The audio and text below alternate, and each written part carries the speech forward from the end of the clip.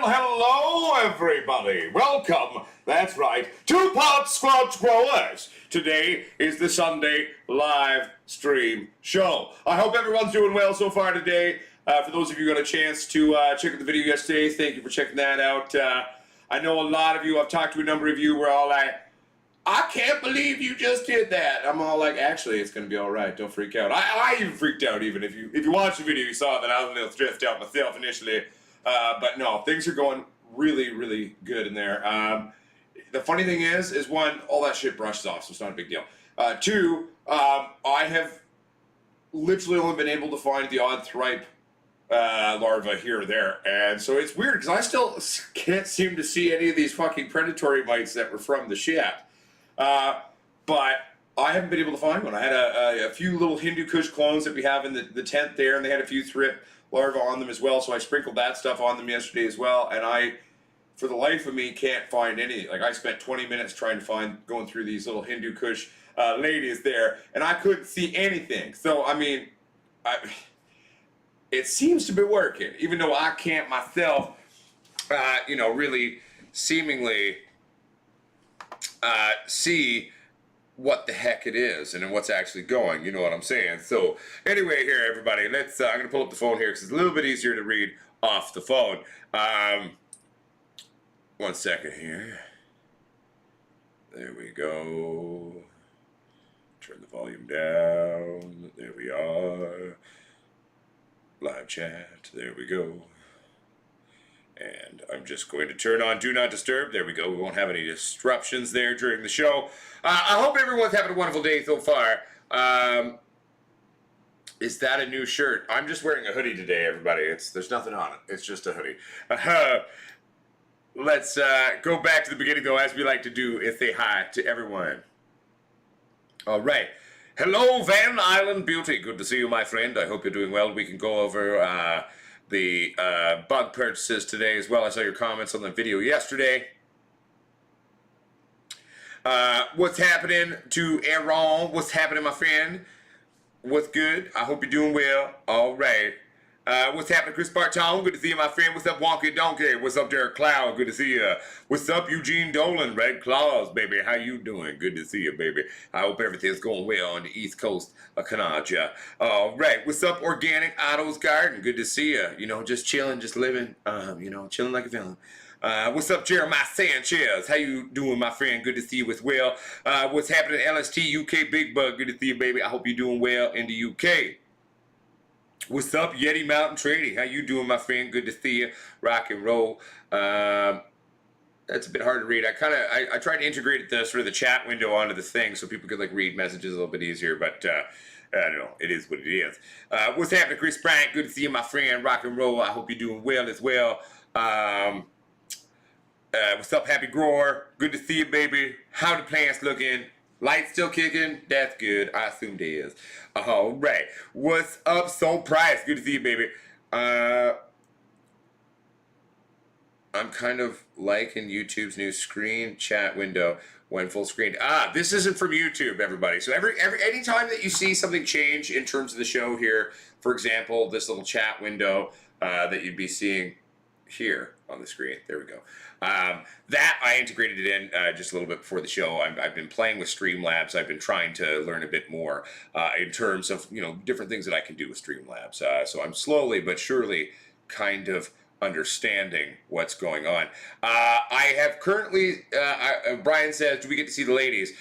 Well, one, no, because again, we're coming to you from here. So I do have another Brio 4K streaming camera, but my cable isn't quite long enough to reach into the room. So one of the things I'm going to be working on is I'm going to order today probably a new sort of USB hub. So with a really long cable, I'm going to try to find something with a really long cable, and what I'm going to try to do is actually set up a permanent streaming camera in the lab. So at the click of a button on the show, I can actually walk into there and we can kind of talk and still have all the sound and all of that going. So we can do that. I do have two cameras. I have the technology. I just don't have a long enough cable to reach. All right. Good little penis joke there. All right. Okay, so let's see here now. What have I missed here? Red Cloth says, I'm just about to transplant 4 of my ladies into 9-gallon pots. Hell yeah, my friend. Looking good. What kind of plants you transplanted? Henry Montgomery says, sup. I say, not much. What's up with you? All right. Jeremiah Sanchez, plants are looking amazing, Mr. Potts. Oh, thank you very much, Jeremiah. I mean, I definitely gave myself a little bit of a stress-induced thing initially when I was doing that video. But at the end of the day, I'm feeling a lot more positive about it now and less scared. It's going to be all right.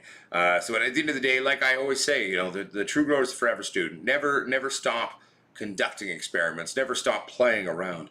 And that's part of what we were doing with that yesterday. And to be fair, like I said, I've basically found one so far in the entire space. Now, I didn't look as hard as in there as I did on the smaller ones in the tent there, but I mean, I'm not seeing shit. So far, go bug lady, you're killing it. Good job, I love it. I believe we found our new beneficial bug person. Make sure it's a powered USB hub. USB is limited on distance. That actually makes sense, actually, Brian. It kind of reminds me of, like, for example, with our lights, if we run the leads too long on our lighting systems, we do experience voltage loss with the lights that we sell. So, I mean, that actually makes sense. It's probably a very similar concept in terms of that, would be my guess. Hell yeah, you did, Stoned Gamer. Welcome back. I've missed you. I hope you're doing well. No, so Byron Hayes, I've never been a big fan of going in and wetting down my buds. I have been going in gently today and gently brushing them off. It's totally fine. So the thing is, you got to remember that one, buds grow from the outside or inside out. Okay, so one, it's going to keep pushing things away. As resins build up and excrete out of the bud itself, it's actually going to push that shit off too. So you're going to watch most of that shit naturally remove itself from the plant over the next week and a half. Okay, so check it out next week's video, and then we'll kind of go from there, right? But I mean, at the end of the day, I'm not worried, nor should you be. It's going to be all right. Oop, I closed the thing. There we go. But yeah, it's all going to be good. Aaron says, my plant is sprouting 3 leaves in day 12 of flower. Should I be worried? I wouldn't necessarily be worried, no. If you were seeing a bunch of singular leaves popping out, and in particular singular leaves coming out of your nodal segments, that would be something that's probably signifying a potential re-veg on you. But I wouldn't be worried about a tri-leaf, and that's more and more common in this day and age than it used to be in terms of genetics as well. Well, I hope Trim Jail is going well for you, Yeti Mountain Trading. I hope may the snips be with you, my friend. Brian says, what are my thoughts on mycelium? I mean, I could have a bunch of them in general. I mean, if you're wanting to talk about my thoughts in terms of psychoglobin in general, in terms of medical applications, really, I mean, to be fair, I see a lot of legitimacy to the new fad of microdosing, and I've seen it help a lot of people, especially struggling with mental health disorders. So I definitely think it's very promising. I can certainly attest that at the times where I've myself done magic mushrooms, on a smaller dose, definitely seems to help deal with kind of anxiety and depression, et cetera, which is, something I don't shy away from. I'm very happy to be upfront with people that, I do definitely struggle with these things. So, I mean, I definitely think they have a medicinal use for sure. I also think that it can be quite fun as well. Yeah. Hey, Aaron Rock, you are truly correct on that one. Again, make sure, Aaron, to double check that you've got the bell turned on. YouTube seemingly does go at times and turn off the notification bell for many of our subs here. And at the end of the day, I think also part of it is too, we've been a little bit irregular in terms of our stuff, in terms of release dates and this or that. So I'm trying to get back on track with being kind of more consistent in terms of when we release content. But again, remember though that YouTube is shutting crap down a lot of the time on you and turning off your notifications. So going in and checking that is a good thing, my friend. Eugene Dolan, you know what? I feel you on the losing of the glasses. I've been there, my friend. At one point in time, this was back when I was the head chef of Doc Morgan's on Bowen Island here in Vancouver, or not Vancouver, Vancouver area, I guess you could say, but over on Bowen Island. I broke my glasses within like a week. And so I'm blind as a bat without mine. Like, I mean, I can kind of George Costanza my way through things. But I worked the entire summer being blind as a bat. Funnily enough, didn't even cut myself once. Funny how that works, right? Oh, right. Red Claw says, 1 critical mass, very nice. 3 killers, all right. Don't know that one as much. And yeah, nice. And that's what they're called. No, I figured Red Claw, the whole thing. All right. So, let's see how far behind I am. Not too bad. Okay, that's good. What's up, Dominated Buds? Cheers to you as well. Wild Bill says, would you use carbonated water outdoors? 100%, yeah. I would definitely still use my carbonated water trick that I developed for an outdoor plant, because at the end of the day, indoors, outdoors, I would say though, if you're doing it outdoors, given, especially if it's planted in the ground and not in a planter, I would definitely do a bit more for sure on that one, because the root systems have spread out in the ground. But yes, I would definitely do that one. Mycelium and the general relationship it has in terms of growing cannabis. Well, I mean, in general, I mean, you know, having a living soil in general is a good thing, right? Mycelium's good. You know, there's a lot of beneficial fungal realities that can really augment our grows. Have I ever purposely introduced mycelium into my grows? No. You know, my soil that I buy comes with microzide. I quite enjoy microzide, but I mean, in general, I'm pro fungal realities in terms of our soil. Never really personally fucked around with mycelium too much, so I can't really speak to it too much. But I mean, at the end of the day, let me put it to you this way: if you get a soil and it obviously has some mycelium in it, and then all of a sudden you have some fun little shrooms in general that are popping into your soil, that's a good thing. I mean, it means you've got a very positive living soil going on there. You've got a nice culture, a nice little diverse ecosystem of root medium. So I mean, yeah, I'm pro that, I guess, you know. It's a good sign, not a bad sign. Not anything to freak out about, shall we say. So, Van Island says, time for a doobie. Yeah, no, I should have brought some weed with me to the table here. I don't think I have any weed here, but I can go grab some from the kitchen. Oh, the laboratory, we can roll one up and smoke one with you in a little bit, too. Yeah, it is. It is what it is, right? But Fully Auto says, sucks. I miss having the girls. Well, what happened, Fully Auto? Where'd your plants go? Yeah, no, Chris Bryant, that's been going on now for at least 6 to 12 months. Actually, you know, on the topic, I will actually be, we'll see if it actually happens. I'm hoping that Cannabis Lifestyle Television and I are able to meet today.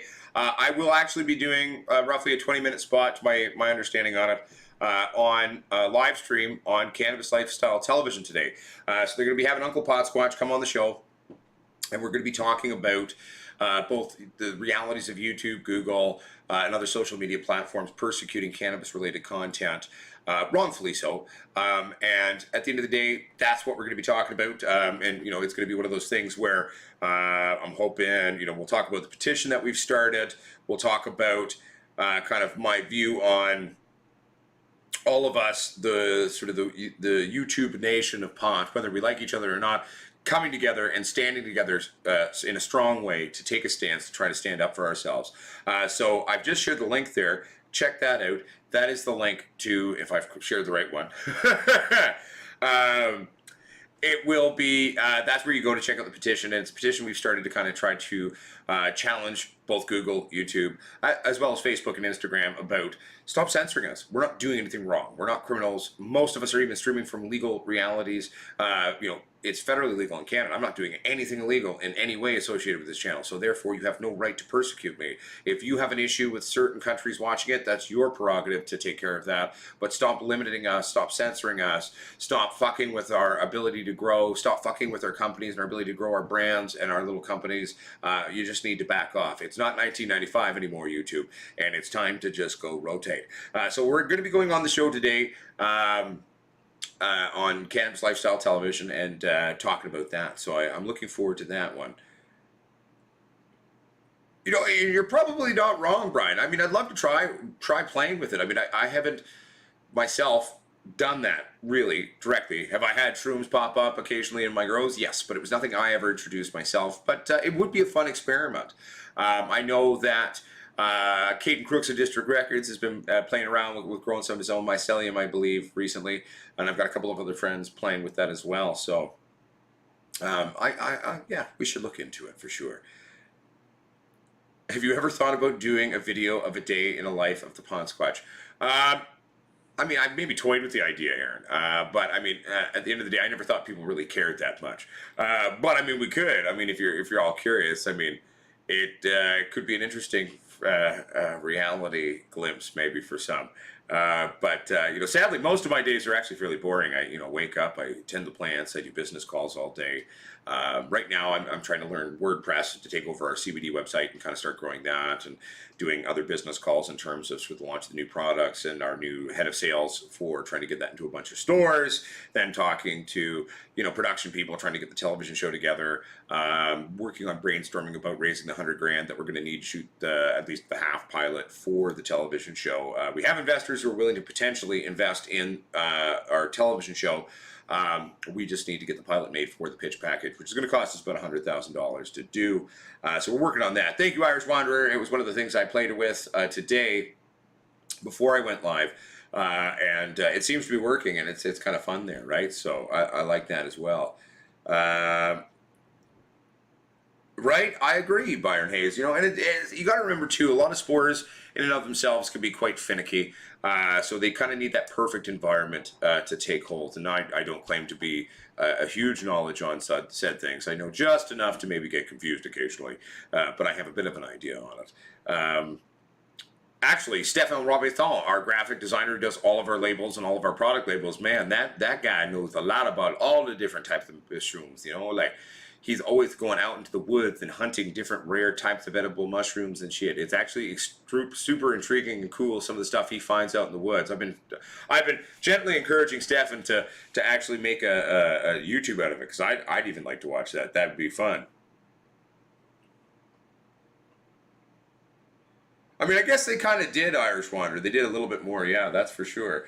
That's the thing. Like, a lot of people who find our channel and didn't watch the earlier content, like, it's taken a lot of different forms that are all still subtly related, I guess, over the years. But I mean, if you watch some of the older stuff and then some of the newer stuff, some of the midway stuff, like, I mean, there's definitely at least a story there, a bit of a linear line of over 5 years of where you can kind of watch us, not only as YouTube and as a company progressing, but also just sort of watching all the crap that we used to get up to, and, well, to be fair, still do.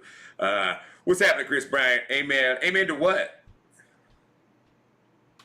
Oh, I see what you're saying. I missed your first part of what you said there.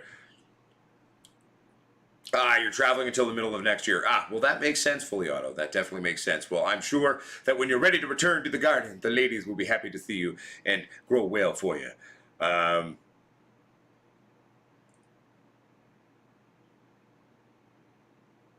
There's still good info here now, too, Irish Wanderer. No, I'm just joking. Well, thank you very much, Irish Wanderer. Actually, yeah, it's funny because actually I remember when I first met the Irish Wanderer first started sort of showing up in our shows and chatting and commenting, and Irish Wanderer went through and watched everything we've ever done chronologically. How long did that take you, Irish Wanderer? Because there's hundreds upon hundreds of videos and live streams on the internet. How long did it take you to kind of work your way through and watch all of that content? Well, and it can be. I definitely think so, Brian. I've seen a lot of cool forward movement in terms of different products being made out of different shroom realities, right? So, hell, I saw this one chick who grew herself a canoe. It was pretty cool. So, yeah, there's a lot of potential there for sure.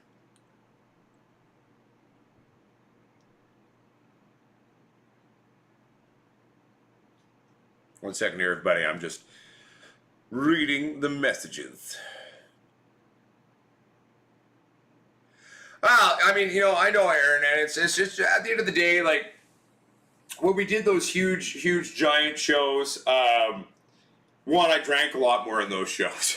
And so I try not to drink quite the same way as I used to in the shows anymore. If you notice, I've barely had a sip of this beer. They were fun. I definitely enjoyed parts of them, for sure, at least. But at the same time, once in a blue moon, I'm sure we'll do those big, long shows again. But, everything evolves and changes over time, right?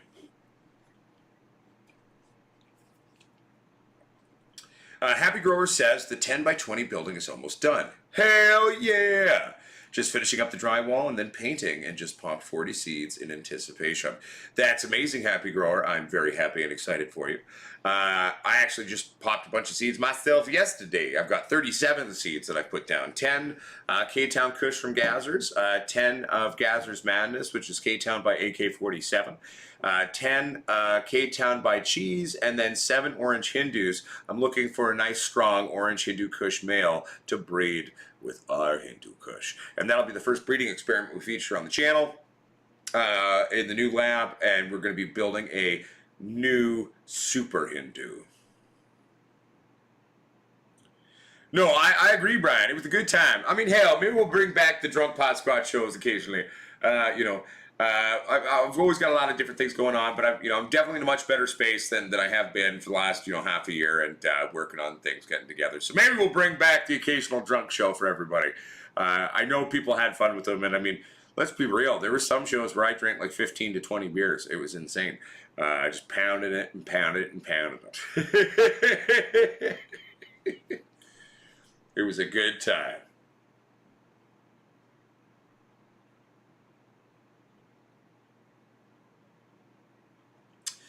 Yeah, no, I feel you, Soul Price. I mean, actually, if you go back to our original origin story, you can actually pull up the list of our videos and just go back to the beginning and start watching through that way. That is still a technicality of doing it on our channel. You just got to go to the general channel wall and go all the way back to our first video. I actually think the Irish Wanderers put a bunch of them onto a list, actually. Yeah, like playlists, yeah. I'm pretty sure he has chronological playlist of everything I've done. And again, big shout out to you, Irish Wanderer. Thank you for doing that, my friend. I appreciate all of your hard work. Bring back Drunk Squatch.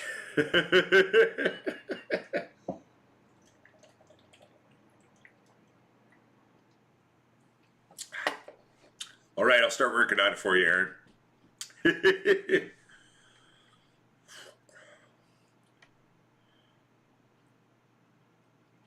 It's fun to say Van Island Beauty, Hindu Kush. It's a fun word to say. Yes, I have heard of 9 Pound Hammer, and I believe it's Jinx Proof genetics. Funnily enough, I've never really talked to Jinx Proof myself, but I was friends with Nancy Budwell, Bud Growing Grandma, who was quite close with Jinx Proof genetics. I've actually got a couple of things that Nancy Budwell actually created, with some of that being from Jinx Proof. So Jinx Proof Genetics' Firefly.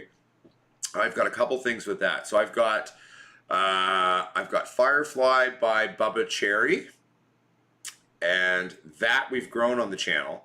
Then I also have, I believe it was AC/DC by Firefly, all created by Nancy Budwell, but the Firefly being something that came from Jinx Proof Genetics. I actually have quite a lot of respect for Jinx Proof Genetics, actually. Like I said, never talked to him personally, but we have mutual friends, and from what I've seen, he's probably one of the few breeders out there that I actually can respect what they're doing and how they're approaching it and working on things. So yeah, there you go. Okay, be careful, guys. You're going to hurt my feelings. You're going to make me feel bad like you don't like the show now. It is funny, though. I've often made that joke to my wife and a bunch of people, and even business partners, and I'm like, people prefer me drunk. I try to be professional. I try to get fancy equipment. I try to make a real legitimate show. People just want me drunk and swearing at shit. Shauna Hoover says, if you have a plant that morphed and bred with your other plants, I'm assuming you mean hermed, will all your seeds be hermaphrodite as well? No, that is a common misconception. A lot of people say the second you have a hermaphrodite accident, it automatically means everything is a hermaphrodited genetic, and that is just simply not true.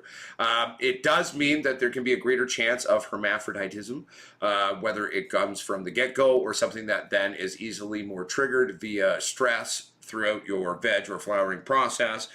Yes, it totally means that there can be a greater likelihood of that. But if everything that was caused by a basic hermaphrodite, feminized beings would all be hermaphrodites. So feminized seeds is just force herming a plant. That's how that works. So no. Simply put, Shauna, no. there will be a greater potential of hermaphroditism, as it were.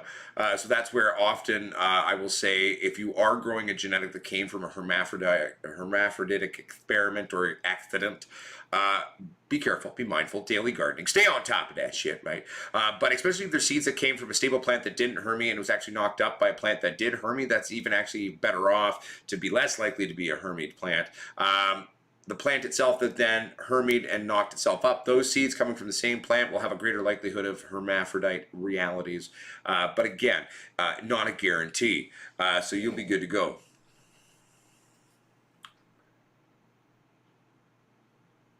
Ooh, that sounds fun, Brian. Sexy. I like it.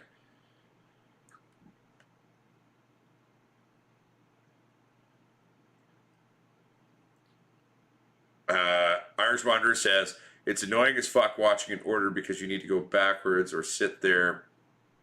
Press it. What do you mean? I don't follow what you mean, Irish Wanderer. OKC means Oklahoma. And if I'm wrong on that one, I apologize. Yes, Chris Bryant. I am still very much a professional actor. Sadly, I don't get to work very often. I do my auditions when I get them. I've been at it. Well, I mean, I've been a professional actor since I was a kid. Predominantly with stage is what I did for most of my childhood. But I am still trying to make a go of it in the realities of film and television and voiceover. I probably get to shoot 1 to 6 things a year typically. I don't work anywhere near as much as I would like to in terms of that. I did recently shoot a show for the ATPN network. That would have been roughly about a month and a half ago that we shot that. I'm hoping that one actually may end up on Netflix. It'll be a limited miniseries. I believe there's about 6 episodes to it. I can't talk about it too much, but what I can say is it's a horror miniseries. I can say that not only is it based out of indigenous lore and traditional story, it's probably one of the first, if not the first show that was developed out of indigenous story and traditional stories with the approval of elders, actually. So that is really cool. It was a huge honor to be a part of it. I got to play a character. You'll see me appear in 3 or 4 of the episodes, and I will be. I'll share one thing with you. You get to see me die. That's all I can tell you. But it's very cool. Horror miniseries. Check it out if you get the chance to when it comes out. It probably won't be out for a number of months yet. They're in post and slowly but surely kind of putting it all together. And even once it's done, then it might take some time before it's available anywhere to watch. But it is, yeah, it was fun. I am still doing all of that. I'm trying to get a television show made out of Potsquatch growers that I've actually had in development for over 4 years. I also have 7 different feature films that I've written, actually. A number of which I would love to make eventually when I have the money to produce it myself. Realistically, I'll probably direct most of them. So yeah, no, I'm still very much engaged in that world. I just don't work as much as I'd like to. Still waiting for that big breakout where people actually value what I do. But thank you for asking, though. Hey, no worries, Shauna Hoover. Happy to answer, my friend, and I'm glad that helped. Soul Price says, I prefer you. Laugh out loud. I don't care about drunk or high, whatever, but, stay you and stay being you, Potsquatch. Well, hey, that's one thing you can at least 100%. What's up, Corey Ann? Good to see you, buddy. It's been a while. That's one thing you can always trust. Uncle Potsquatch is always going to be Uncle Potsquatch. I'm a stubborn prick. What's happening, Canopy Crawler? Good to see you, my friend. Welcome to the show. Yes, Aaron. Sadly, I've only been on a few things, but we're still working on that one, Aaron. Still working on that one. Jersey-born Roman genetics. The new ones that we introduced yesterday in the video that gave a lot of people a heart attack watching me do it the way I did it, which is okay. That was partly why I did that. One, I was even nervous about doing it. I'd never done anything like that. But I'm feeling a lot better about it today. They're going great. I found maybe 1 thripe or thrip in there, larval today. None on the little clones that we have in the small tent there. So I can't actually find the predatory mites, to be fair. I've tried. I can't see them. But, I mean, all of a sudden, the thrip shit's gone. and very hard to find. So they seemingly very quickly are doing something. I mean, according to the container, there was 50,000 in there. So I'm not surprised by sheer numbers. I may have put about 10 times more in there than I really needed to, but it is what it is. Yeah. So yeah, they're going well, Jersey-born Roman Genetics. Vastly superior to Grub Grenade.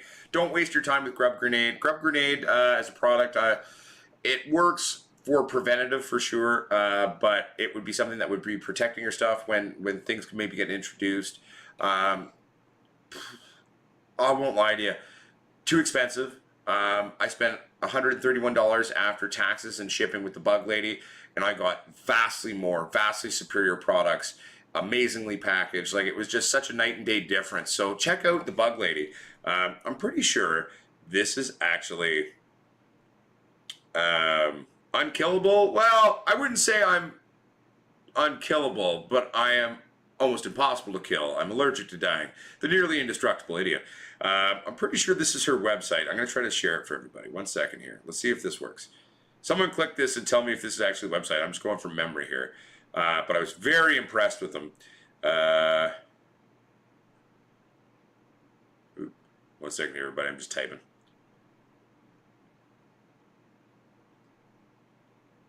Check out that website.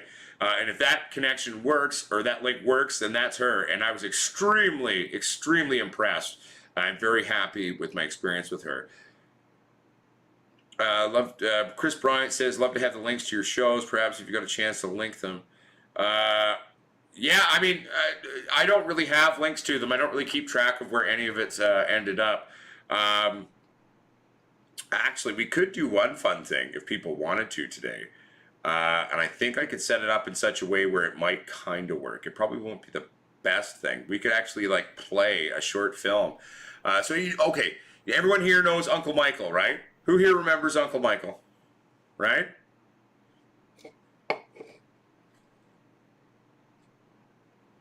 Right? I mean, Aaron, there's a lot of things you know, because I repeat myself a lot. I also have a lot of turns of phrase that I quite regularly use.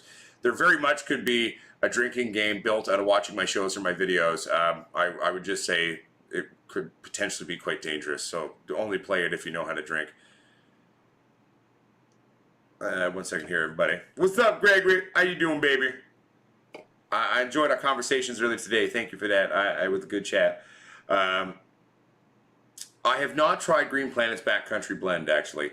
I mean, I'm pretty stubborn in that, like, once I find a bunch of products that I like using and using them together, I usually very rarely change it when it comes to my feeds.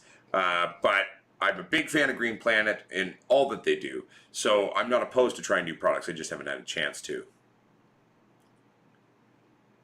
Hey, no worries, Van Island Beauty. And like I said, the Bug Lady's the shit.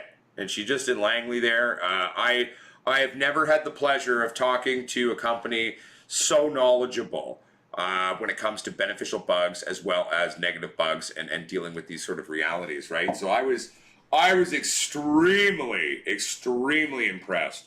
And fuck, they got it here faster than shit. And like I said, the price point in terms of what you get is astonishing. So Bug Lady for the win. You want beneficial bugs. You want to talk to a company that not only is going to be nice to you, value you, educate you, and answer any of your damn questions. Call the Bug Lady. That woman knows her shit. Holy crap. I was so impressed. 1 second here. Red Claws, I do. Red Claws, you do what? Hey! The mini doc? I don't know which mini documentary are you talking about. I mean, I was on Hitler's Last Stand for a couple seasons. I'm not sure what, but then I'm sure I've forgotten a bunch of shit as well. But After Hours was a thing I did with Uncle Michael there.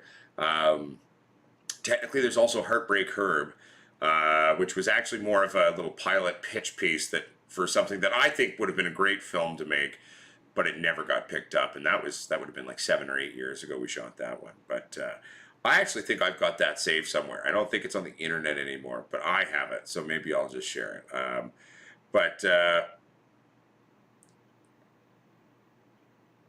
Yeah, so Van Island Beauty, Uncle Michael is an aspiring producer and writer as well. We actually met a long time ago, probably about the same time I shot Heartbreak Herb, realistically. So 7 or 8 years now. It was called After Hours. It was a short film that's actually an adaptation of a feature-length film he's written. And I played the main character in that one. Happy Grower, Jake's did work, but one, even though I was nuking it ridiculously hard, they kept eventually coming back. And plus, Jake's all-in-one, where it's a great product, you can't keep hitting your plants with it the way you have to and trying to beat stuff.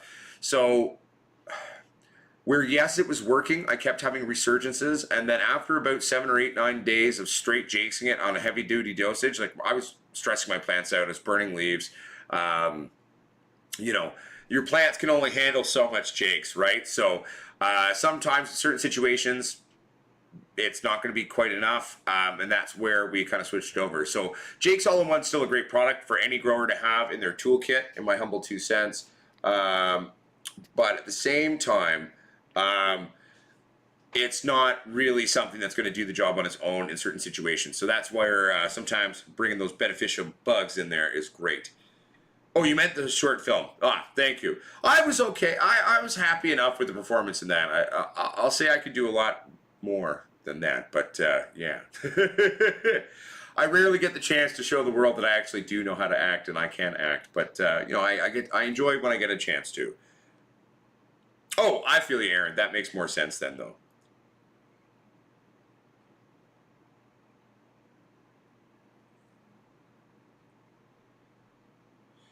Yeah, dude, the bug lady.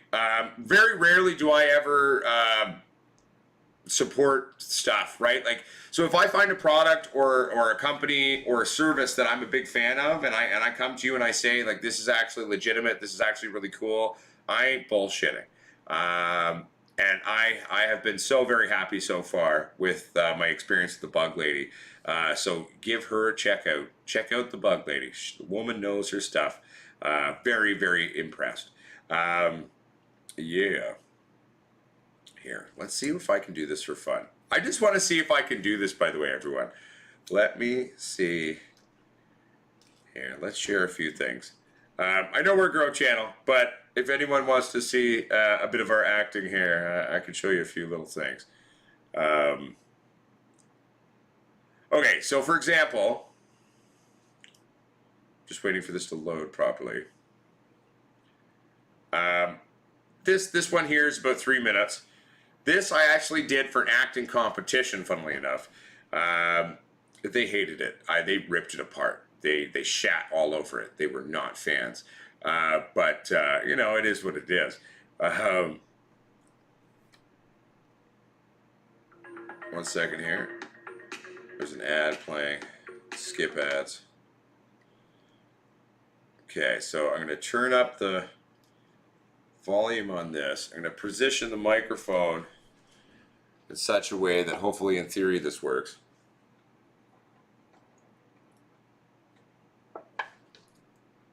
What's up, Enrique Hernandez? Okay, 1 second, everybody. I'm going to try to make this work here. So let's see if I can.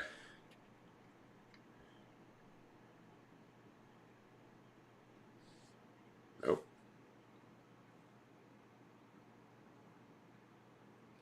So this is me doing my version of the Joker, and it's a rough interpretation of the Agent of Chaos speech here.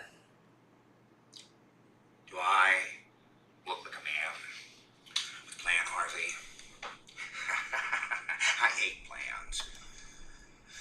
The mob has plans. The cops have plans. Do you know what I am, Harvey? I'm a dog chasing cars. I wouldn't know what to do with what if I actually caught it. But that's what I do. I'm a wrench in the gears. I hate plans, Harvey. Yours. Theirs. Everybody's. Ronnie has plans. Gordon.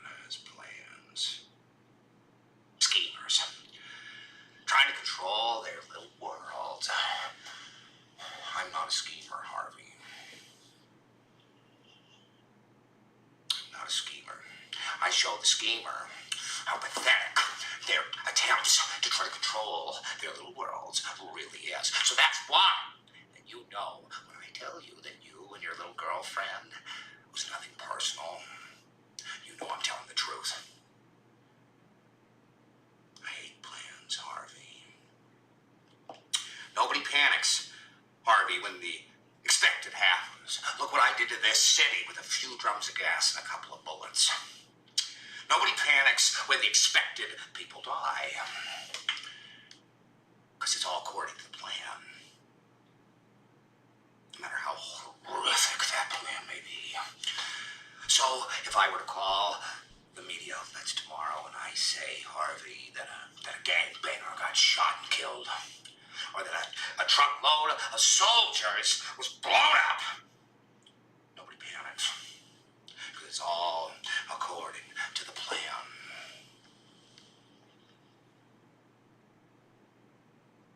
Introduce a little chaos. I do what I do best. I took your little plan and I turned it in on itself.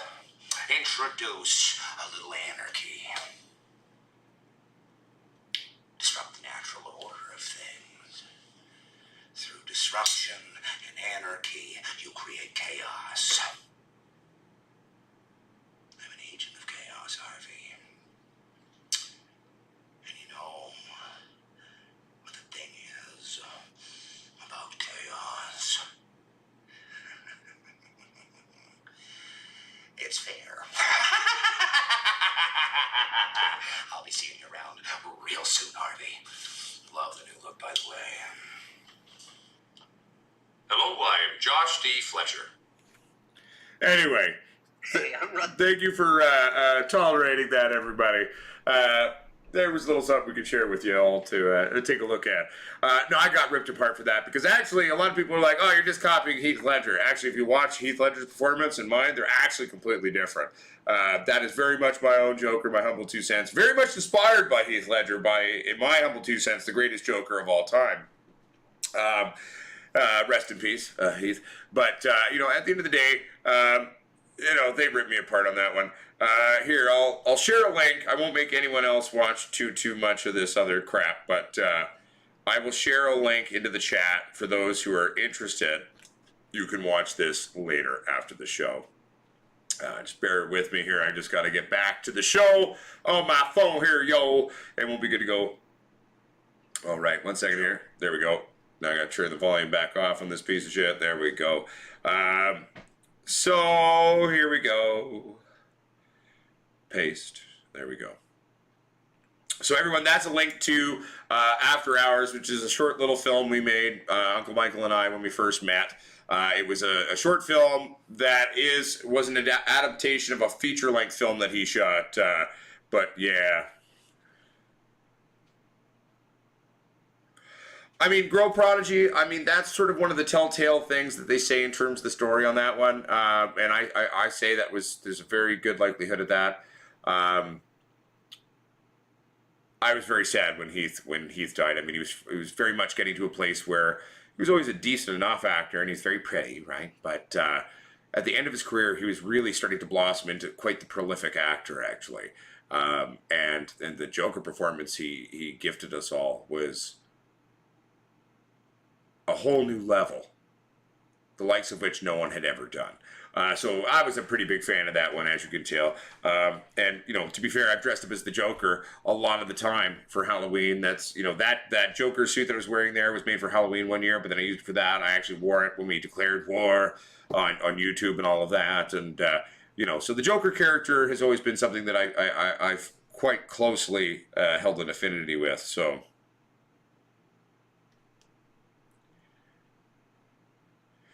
But anyway, let's get back to weed titties.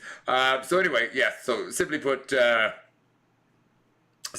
yes. I am an actor. I am still trying to be one. So if any of you know anyone in Hollywood that you know, I'm still trying to break out. show you that I can actually do shit. But coming up soon in the next couple of, it's 6 months to a year, I'm guessing, there will be a horror miniseries that you'll get to see a bunch of me. And I don't have a lot of lines, but I have a lot of camera time at least. So you'll at least get to check that out and see Uncle Potsquatch fucking around on film a bit more. But anyway, let's get back on to the basic conversations here. What do you have to get excited about coming up? Well, we've got 37 beans that we dropped yesterday, all from Gazzers. The whole next run is straight Gazzers genetics. So Gazzers has sent us his K-Town Kush. We have what he's calling Gazzers Madness, which is K-Town by AK-47. We have his K-Town by Cheese, as well as the Orange Hindu Kush. So the Orange Hindu Kush in and of itself was a genetic that came out of India, but then he bred some more seeds out of it and has been playing with this one for about 15 or 20 years. So he sent us some of those. So we're right now, we're going to grow them out, but what we're really looking for is I'm really looking for a nice breeding buck. We're going to take that big sexy breeding buck and we're going to lock it in the tent, obviously with my Hindus, because I'm trying to create a new super Hindu is what I'm going to call it. Potsquatch is super Hindu Kush. And it's basically Hindu Kush on Hindu Kush. So that's what we're doing there, and getting that one going. We're also, I may throw a few other things in there for fun. So, if we get a good female of, Gazzers Madness, maybe we'll throw that in there too, to fuck the Orange Hindu. If we get a good K-Town, maybe we'll throw that in there to fuck around. If we get a good K-Town by Cheese, maybe we'll throw that one in there for fun too. It's all about fun, right? Do I respect Joaquin's performance? Yes. I have the utmost respect for Joaquin Phoenix's performance as the Joker. Did he beat Heath? No. But what I will give him, though, was he came up with a portrayal of the character that was very much in and of itself an original thing. So, you know what, for anyone to be able to follow Heath Ledger and do an original performance, and that's very much their own, I have the utmost respect for Joaquin Phoenix's performance. Do I prefer Heath's? Yes, I do. But I very much, I certainly respect Joaquin Phoenix's performance there. Sorry, everybody, I'm just reading. Bear with me.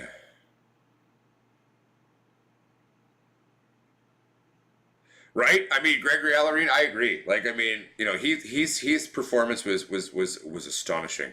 But I'll say the same about Joaquin Phoenix. Even though the decisions he made and the way he built the character wasn't necessarily something I personally would have done as an actor, because I love the character of the Joker very much.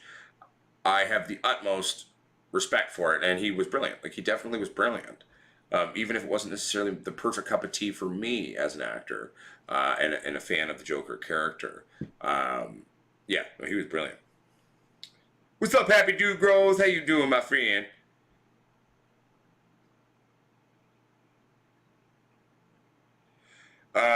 Squirrels World, I have an agent. I am with Leo Management Canada. My agent I have two agents. I have Scarlett J. Bruns, the owner of Leo Management, is my main principal. She's my principal representation for like televisions, shows, and movies. And then also Yvonne Gustafson, I believe her last name is, if I'm pronouncing it correctly. She typically represents me more so for commercials and stuff. But I do have two of those. What's happening, Cannabis Culture Australia? How you doing, my friend? Welcome to the show. We just chatting, we just talking, sharing and caring about both weed titties, and then also talking a bit about my acting career, I guess. And Squirrels World says Hook. Hook, the movie Hook. I loved the movie Hook. It was amazing. I mean, Einstein, I disagree with you. Heath Ledger was definitely the superior of the two performances, but Joaquin Phoenix was also amazing, though. And no one can take that away from him. Token Stoner. What's happening down in Texas, Token Stoner? Hope you're doing well. Ooh, black cherry punch. Sounds nice. Now, did it actually come out with a blackberry kind of a punchy aroma to it? That's my question there. What's up, Panacat PK? How you doing? What's up, Chivo? Aloha to you. Mahalo. All right. I'm just reading everything here. Bear with me, everybody. Ooh, breakfast time. Well, welcome to Breakfast and Consciousness, Cannabis Culture, Australia.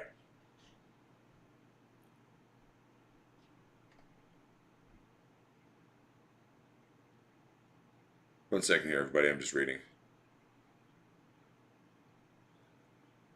Well, if you're talking about the Joker from the Suicide Squad, that I won't even consider that character the Joker. It was the most bastardized, stupid performance I've ever seen, and I will not even consider that in the realm of the great Jokers that have come before. One second, everybody. I'm just grabbing a beer.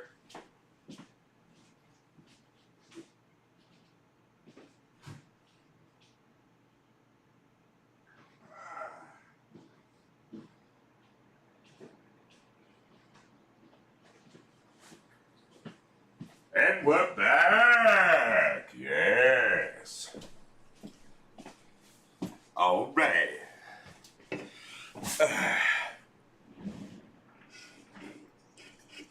Oh, I 100% agree with you, Aaron.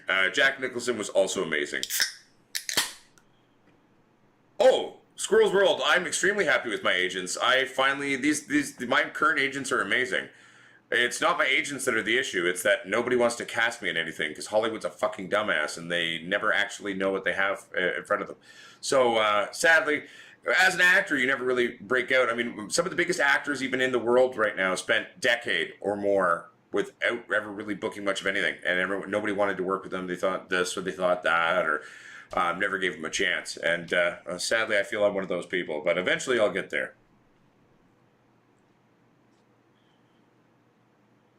Oh, Squirrel's World, I know my worth. I won't lie to you. At the risk of sounding like an egotistical asshole, I'm fucking brilliant. I'll go toe-to-toe with anyone in the industry. I'll go toe-to-toe with Johnny Depp or anyone. I have every confidence in my ability to act. Sadly, confidence in oneself and valuing one's own skill doesn't mean shit. Someone's still gonna want to put you in their movie and cast you, right? And so that doesn't necessarily just happen. So, sad but true. What are you gonna do?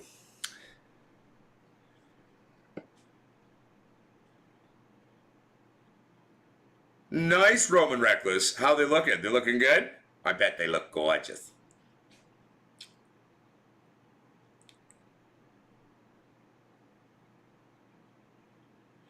Oh, I feel you, cannabis culture, Australia. I mean, I get typecast myself. I get evil white guy a lot these days. That makes sense, especially with the giant beard and bald head and biker demon. That one would have been cool. That was one of the auditions I did for Charmed. It was to play a biker demon, but sadly, they always go another way. But and it's funny because when I end up actually on set doing something, people are like, "Oh my god, like you're actually really good. Like, why don't you work more? Why don't I ever get to shoot shit with you?" And I'm like, I don't know, because none of y'all ever book my ass, and you go with the fucking pretty one or the fucking dumbass one. I don't know, like. But I'm still hoping one day to maybe break out a little bit. And I mean, at the end of the day, kind of my secret plan is even if my acting career never really breaks out because of Hollywood, once our CBD and everything blows up and our company's got millions upon millions of dollars, then I'm just going to start producing my own movies and television shows, and just go from there. So, you know, it is what it is. I mean, it is true, Aaron. Being a Canadian, it is harder to get a bigger shot in terms of film. Often, Canadian actors are there for supporting roles or filler roles, but it's not impossible. There have been a few people from Canada who've gotten the chance, and you know, I'll get there. Ooh, sour cheese. Now, Token Stoner, is that? I'm assuming that would be like kind of like sour diesel crossed with cheese or something like that, or.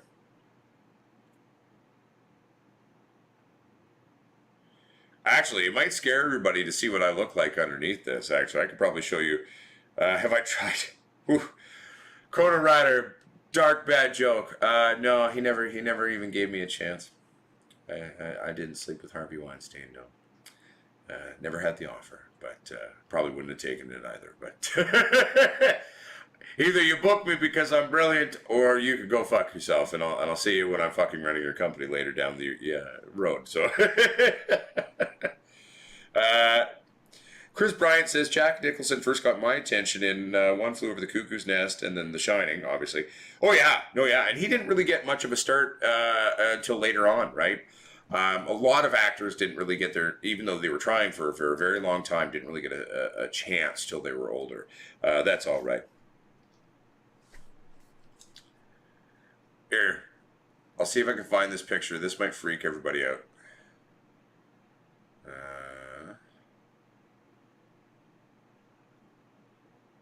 Let me see if I can find it for you. Might have to go on Facebook to find this.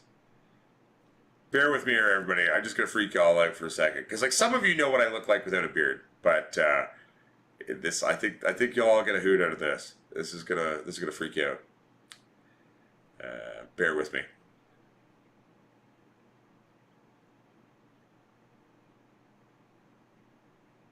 Just scrolling to find this picture for everybody. When you see it, it's gonna freak you out. You're gonna be like, "That's what's underneath that? What the fuck?" It's gonna freak you all out quite intensely.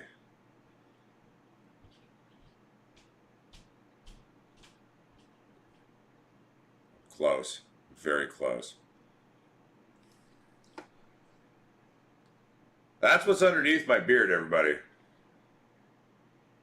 I have slightly less hair in the front of my head now, but that's still what's underneath that. Freaky, right? Oh my god. There.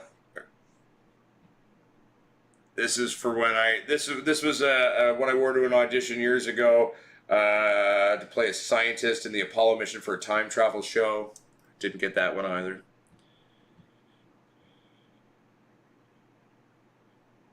One second here. I'm just having fun showing you y'all what I look like underneath the beard. When I had hair. Oop. Einstein, that is me, 100%. I still look like that underneath this. If I shaved, I'll look like that instantaneously, minus being a little balder. 100% me, buddy. One second here. I'm just switching back to the show, everybody. Bear with me. Funny thing is, it's totally me. The trick is, I can look very different very quickly. I've always had that ability. The trick to always recognizing me is my eyes. Look at my eyes. Right? It's trippy, isn't it, Aaron? Right? Israel Wells, you know what? I will take that as one of the greatest compliments of all time. Robin Williams is probably one of my favorite actors ever to exist. Obviously, as you can tell by a lot of my style and a lot of what I do, very much a big influence for me as a young actor and as a comedian. And one of my dream roles is I'd actually like to recreate Mrs. Doubtfire. I'm going to play Mrs. Doubtfire. That's a role I'd shave my beard for.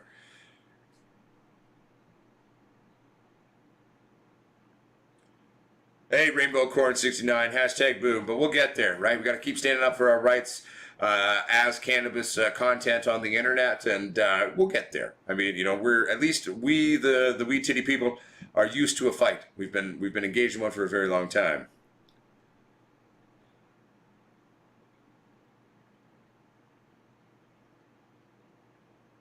Oh, that's all good, Chris Barry. I know. People are shocked when they see what's under my beard. They're like, then why'd you grow the beard? I'm like, because I did. They're like, but you don't actually look horrible. Thanks.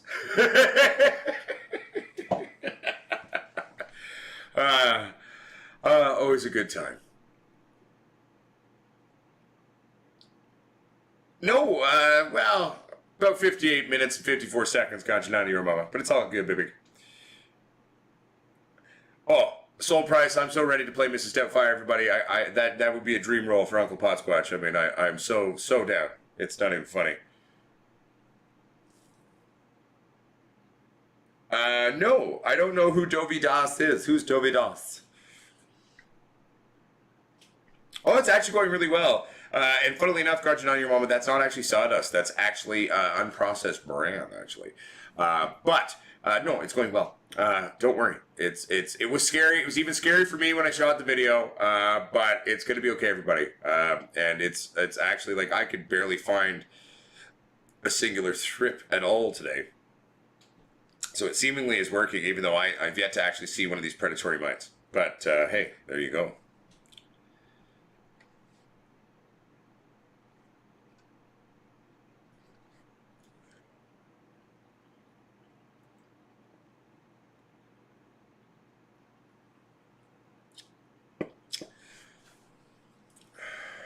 Hey, thank you very much, Chris Bryant. I appreciate that, my friend. Oh, I'll have to, Roman Reckless. Most definitely. I'll definitely check him out. Um, yeah, no, I'm excited about these new genetics too. Like, one, I'm really excited to breed our Hindu Kush with the orange Hindu Kush, and really, to try to work to create sort of a new super Hindu for all the people, because that'll be one of the launching. Like this super Hindu that I'm working on now, will in fact be one of the first genetics that our company will launch. I mean, I'm working on getting it stabilized. Got to get obviously the F1 cross if it done, and then we'll go from there to kind of start cubing it out and going forward. Luckily for us, though, we're using two very old school Hindu Kushes, right? So it's not like we're marrying two different worlds. We're reintroducing a genetic out of India to a genetic that was developed out of genetics from India. So I think it'll really be quite nice. Christopher Mortimer says, have you ever heard of Pure Crop 1? No. What is Pure Crop 1? About to make an educated, stupid decision. Wonderful. The best kind. That's what I did yesterday.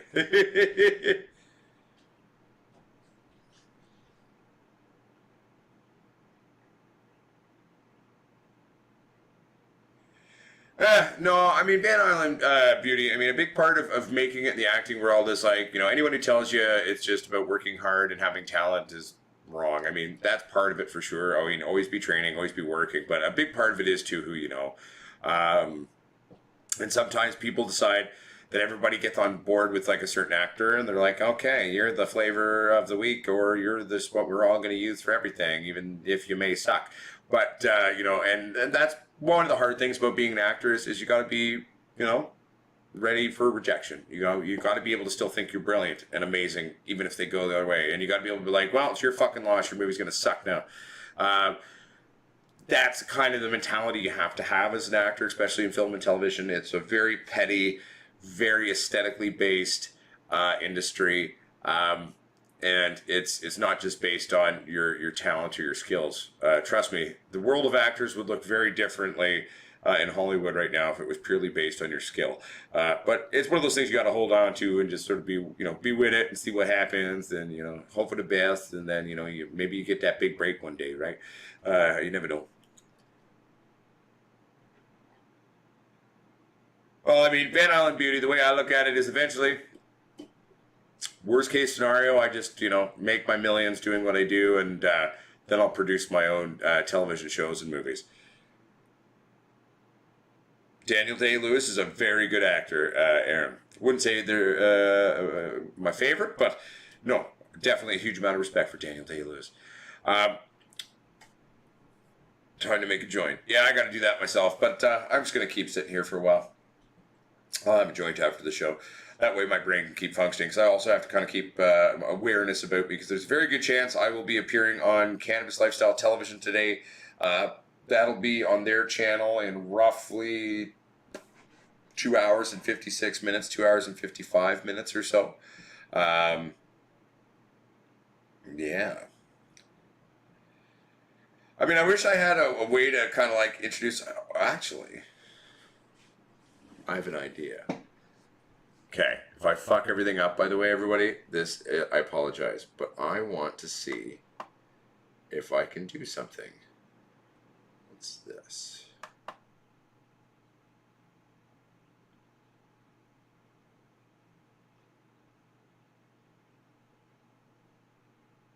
Okay.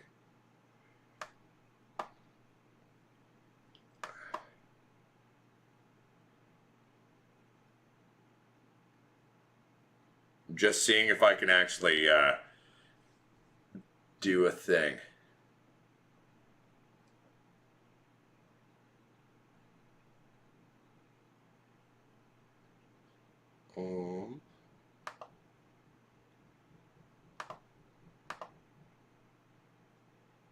Nah, never mind.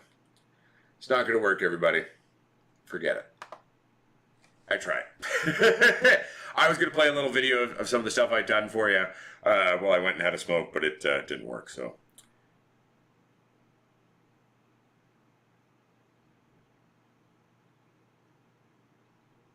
Okay, so Pure Crop 1 is a fungal and insecticidal spray I need something for in flower. Yeah, so like Jake's All-in-One, I've used that even up to like week 7. What's it made out of, Christopher Mortimer? Can you read me the what's in it? What is in their product? Because I can give you my honest opinion on how it is. Like, I mean, for example, Jake's All-in-One is, like I said, I've used that up to 7 weeks in flower. And Jake's All-in-One, it's basically made out of a number of different things. But, there's some canola oil in it, there's some humic acid in it, crustacean meal, and a bunch of other stuff. And no, but it does work amazingly well, though.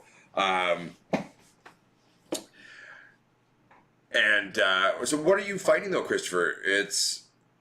I'm assuming maybe spider mites that you're fighting? Hey, what's up, Nicole? Welcome to the show. Yeah, it's been a while, but it's good to have you back to the show, baby. It's good to see you. Hope the family doing well. Tell Nova I say hello. Is BT okay to spray in mid-flower? Potentially. What the fuck is BT? I don't know the acronym.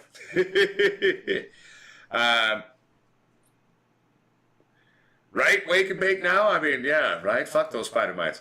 Sometimes, I've often made the joke to people, it's like, if you have issues, right, like spider mites or something coming into your plants, like, man, I wish I could shrink my ass down and I walk into the plant and I would take those spider mites on.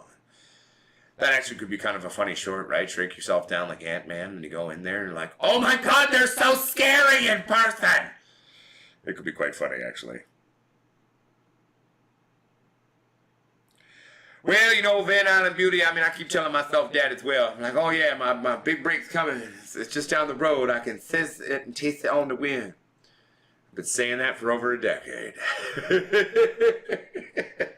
The one thing I will say, though, is it's going to be really cool. I'm really hoping that the show I shot for the ATPN, the horror miniseries, gets picked up by Netflix or something. It'd be really cool to get some exposure there. And maybe the world will realize I'm not completely fucking useless, but we'll see. Here's hoping, everybody.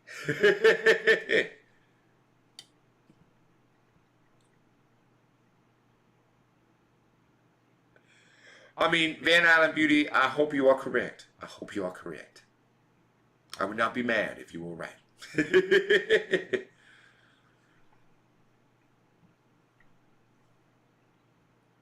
So it's got soybean oil, water, corn oil, guar gum, glycerin, citric acid, and vanillin.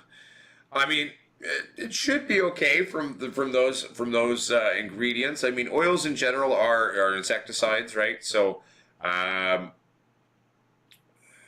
be interesting to see which one's more effective, the soybean oil or the corn oil. I'm actually going to predict that the corn oil is going to work better than the soybean oil, because soybean oil in and of itself is a little bit lighter, where the corn oil will be a little bit heavier. And part of how oils work to kill bugs is it kind of suffocates them, right? So the heavier the oil, to a point at least, is actually makes it a very effective insecticidal reality. Canola is actually one of the best oils for natural insecticide.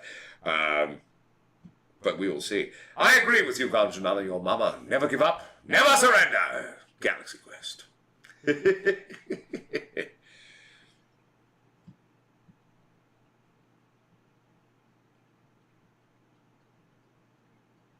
I agree, Einstein. That is always a safe bet. It may be lemon, but it's probably piss. I say that's a good life lesson there, Einstein. Do not eat yellow snow. Probably safer. Bacillus. I can't even say that properly. Bacillus or Bacillus thuringiensis for caterpillars. All right, THC Bob. Sounds good. How badly did I butcher it?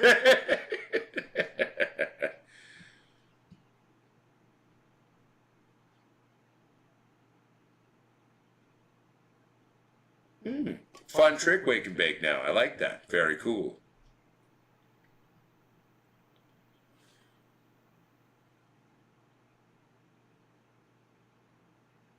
That would be fun, Rainbow Corn 69. I've never actually heard of chocolate skunk. So, if I ever come across it in my journeys, then yeah, well, I'm always down to try, growing something new. I may hate on it in the end, but oh, that sounds fun, Rainbow Corn 69.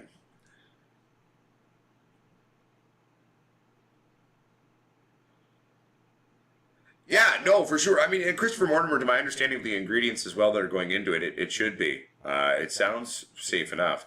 Um, I say give it a try. Go for it. Just remember, don't spray lights on. That'd be bad.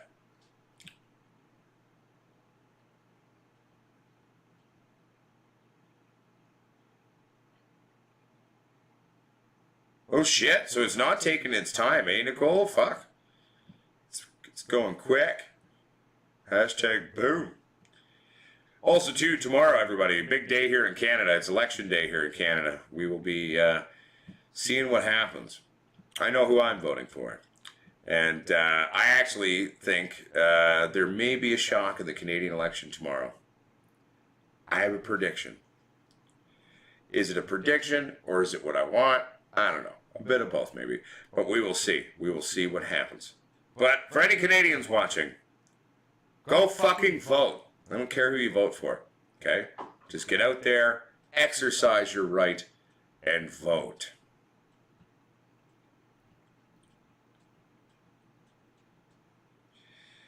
Yeah, no, I'd agree with that, Roman Reckless. That makes sense to me, in my humble 2 cents.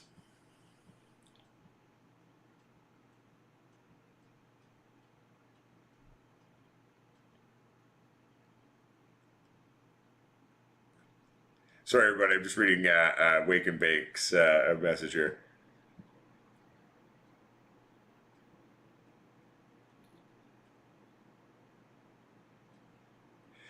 I mean, typically when I spray Wake and Bake, I kind of approach it the opposite way. So I go in with the green light about an hour before lights on, and I spray about an hour before they come on.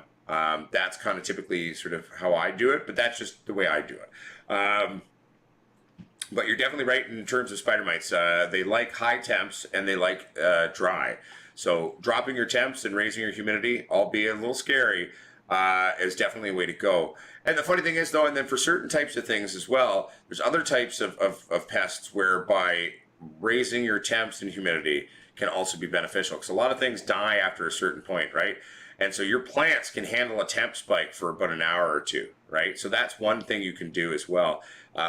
Is spike your temps really fucking high briefly for like 1 or 2 hours, betting that your plants will be able to survive without any real issue while destroying potential negative pests that are in there. You know what I'm saying? Hey, back at you, Rainbow Corn 69.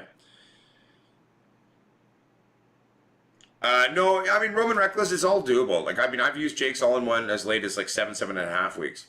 So, I mean, it is doable. There are sprays out there that you can do. Just remember to be careful. And, you know, again, have that air movement going. Like, if you're spraying in mid to later flower, you can, with certain products, spray before lights come on, in my opinion. And make sure you've got significant air movement, right? Like, air movement is such an important thing when it comes to that. And just be careful.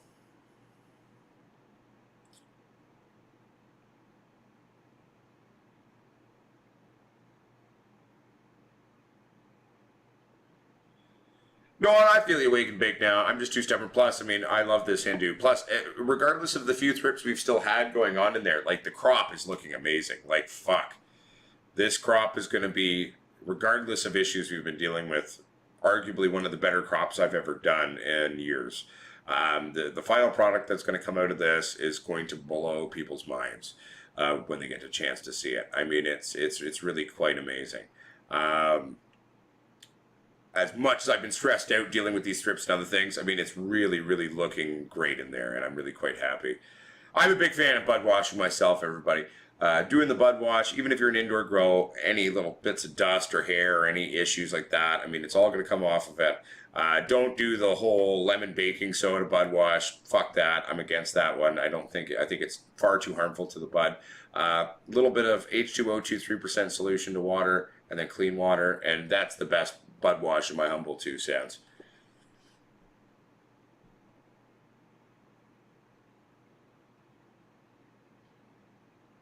Oh no, I agree.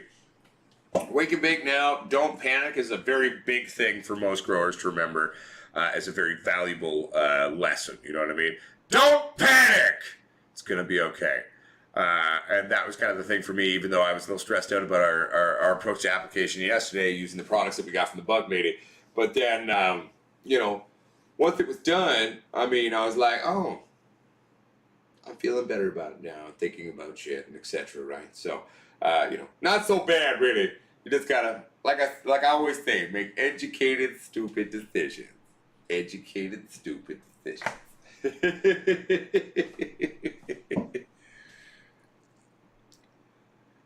Yeah, but I'm really excited though for the new genetics too. Gazer's Madness, K-Town Kush, and the Gazer's Madness is just the K-Town by AK-47. I'm excited for the K-Town by Cheese. Excuse me.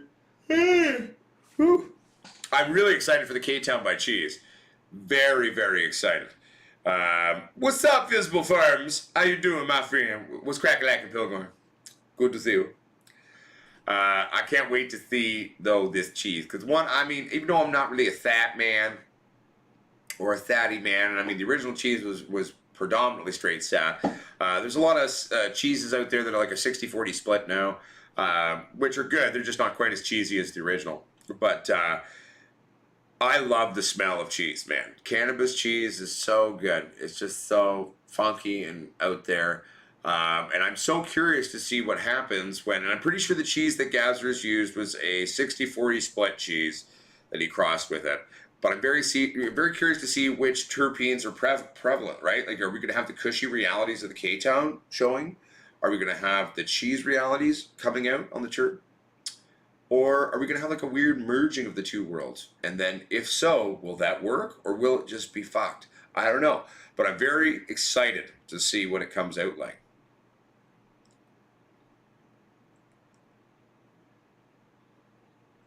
Yeah, those are all done by our fellow Potsquatch, our close friend, everyone, the Gazers.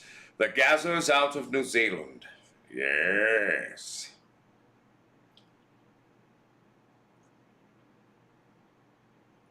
Yeah, it's going to be good. And then, obviously, we've got the orange Hindu Kush going that we're going to be making to fuck our Hindu Kush. And then we're going to be creating a true super Hindu Kush of Potsquatch for the future of all of you. And that'll be one of the genetics eventually that we will be bringing to market for everybody once we can afford to be licensed and do all that fun stuff in the silly, weird world of Canadian legalization. Ganja, no, it doesn't smell like stinky feet. It smells like stinky cheese. Yes, some people have cheesy feet, but I wouldn't necessarily call it that. I wouldn't call it toe jam either. Cheese, leave cheese alone. It's like a stinky nice cheese from France or something. It's very nice. It's not quite stinky cheese feet. Oder in der Deutsch sprechen Käsefusen.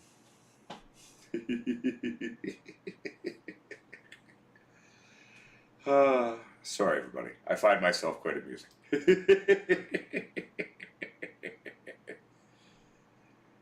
It certainly is an acquired taste or an acquired smell, Ganja on your mama. Like, some people love it, some people hate it. Little Stewie right now is actually growing a bunch of that shit. And his wife is not happy with him right now. She's like, motherfucker, that shit stinks.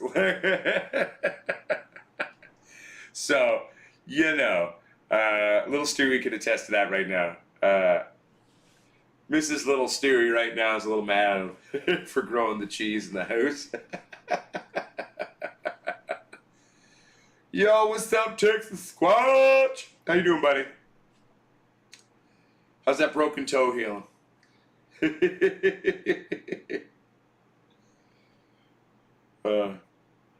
But yeah, cheese is good if you're into it. Not everyone liked it. She said, put that back in your pocket. No, it's great. Like, I mean, cheese cannabis is a very funky smelling thing in and of itself. But I mean, I love it. I've actually always wanted, so like my friend Stina developed a strain. It was the first, there's a couple of strains out there they call Gorilla Blue now. She invented this strain years before those were ever available. We've grown it on the channel a couple of times. And it in of itself has this sort of super funky, gassy, but blueberry, weird terp profile. And I've always been curious to see like what would happen if I crossed that shit with a cheese. Because if those two weird, like they're the two of them have such a funk to them in and of themselves, like I think that if we could balance it and stabilize it properly, the terp profiles that are these paired would be, oh my god. It's either going to be one of the most amazing, weird things ever, or it will be vile beyond all belief. Oh, very nice. So, does it have that classically, like, funky cheese smell pill, or not really? Hey, what's up, Jesse Berry? It's been a while, I agree. How you been? You said, I've been working a lot, but I just finished up a nice grow of G13 haze. Nice. And Chem Dog, only 2 indoor, but got 2 pounds. Hell yeah. What's up, Jesse? How you doing, my friend? So it smells like cream cheese. Oh, wow. So that's not a classical cheese smell then. I like cream cheese, to be fair. I'm really into. I ate a lot of cream cheese and bagels growing up. It's a good taste. It's a good smell. I like the smell of me, some plain cream cheese. That sounds sexy. I mean, to be fair, Token Stoner, I quite like. I quite like Parmesan myself. So.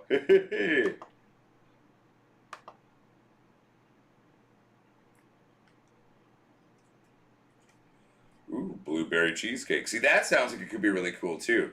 Sort of a cheese crossed with blueberry. That could be fun. But yeah, Gorilla Blue is blueberry, which I believe, if I remember correctly, is GG4 crossed with DJ Short's Blueberry Indica, and then she actually crossed it back with a blueberry sact, and it came out to this very, very, very interesting strain. And so I'd love to try crossing that one with the cheese and just to see, what the fuck it gonna come out like, you know what I'm saying? Conchinato, your mom was like, only on spaghetti. Well, I mean, it's good on lasagna too, Conchinato, or casserole, or baked potatoes, or a nice risotto. But no, I'm just teasing you, Conchinato, your mama. Oh, good times, good times. But yeah, I'm excited for this new, excuse me. Sorry, everybody. I'm definitely excited for this new breeding experiment and creating the new Super Hindu Kush. What did I grow this time? Right now, we've got the Hindu Kush. So the Hindu Kush is out in the grow lab right now. I popped a bunch of beans yesterday, which we've already covered, but I'll share it again. So it's Gazer's K-Town Kush, which is a blending of Afghan Kush, Master Kush, and Hindu Kush. And then we've got K-Town by AK-47. We've got K-Town by Cheese. And then I've also got some orange Hindus I'm growing out. Really looking for that male, though, on that one, right? So we're looking for a nice, big, sexy male to grow out on the for the Hindu Kush. Fucking, I'm sure I'm yawning all the time. We're going to have a coffee before going on Cannabis Lifestyle Television. Make myself a nice, whiskey Irish coffee or something like that. Yep. Meatballs too, Pilgor. Love me some good meatballs. And meatballs, whether we're talking Swedish or something else, I love all the meatballs. Meatballs are very nice. It's a good, very nice, very sexy munchy for a stoner to eat, I think, Yeah, no, Jesse Berry, it's going to be good. I'm looking forward to this next run, little variety, all new strains that we haven't really run. A lot of them built on stuff that we have run in the past over the years, right? So it'll be interesting to see how they come together, though. And I know Gazer's really excited too. He's been waiting so long for me to actually pop some of his genetics that he sent me. So we're going a straight Gazer's run, and we're going to be playing with that for some fun, And so it'll be. I'm looking forward to doing that. Just also too, I think it'll be fun for Gazer's to check that one out.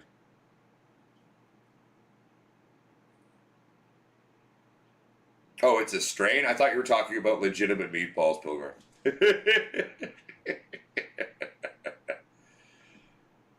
That's right, Aaron. Kiwi made. Funnily enough, a lot of these genetics are all Canadian BC genetics that he's working with. Like the K-Town are all BC genetics from a very long time ago that they got over to New Zealand, and then Gazer spent many, many, many moons putting that one together. Oh fuck! I think K-Town. I think he first started working on and stabilizing K-Town roughly 20 years ago or so. Maybe it was 15. If Gazers were here, we could ask him, but he's not. So 15 to 20 years ago, though, that I know for a fact. It's at least 15 years old for sure. But I'm guessing probably closer to 20 years that he did that. So.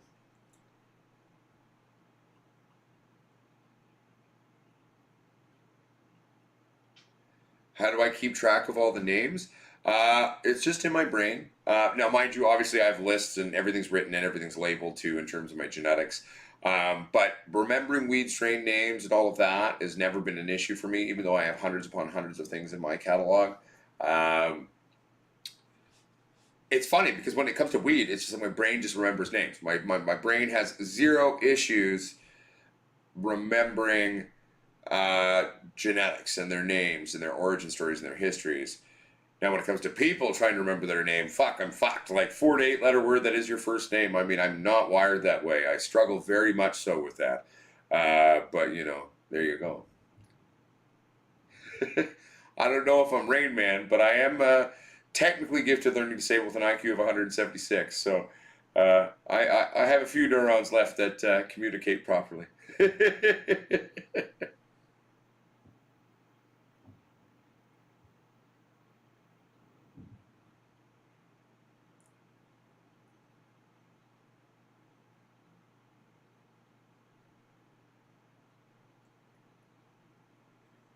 Ooh, I'd like to see some pictures of that. Well, I guess you probably have some on your Instagram, eh, there, Bill Gore?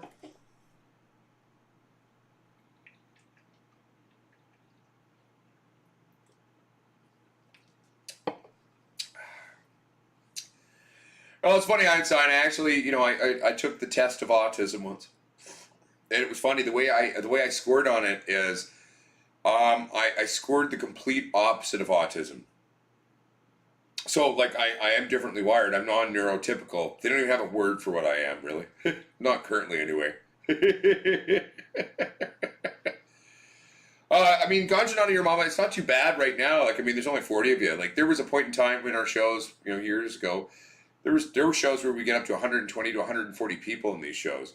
And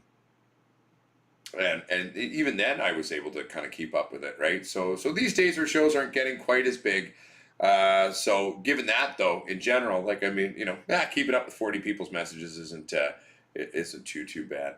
Bottom shelf is like rain squatch. Visible Farms, like, I keep them all in fishing boxes. See, I keep all of my genetics in glass jars and vaults. I buy safes and vaults and I keep them in there.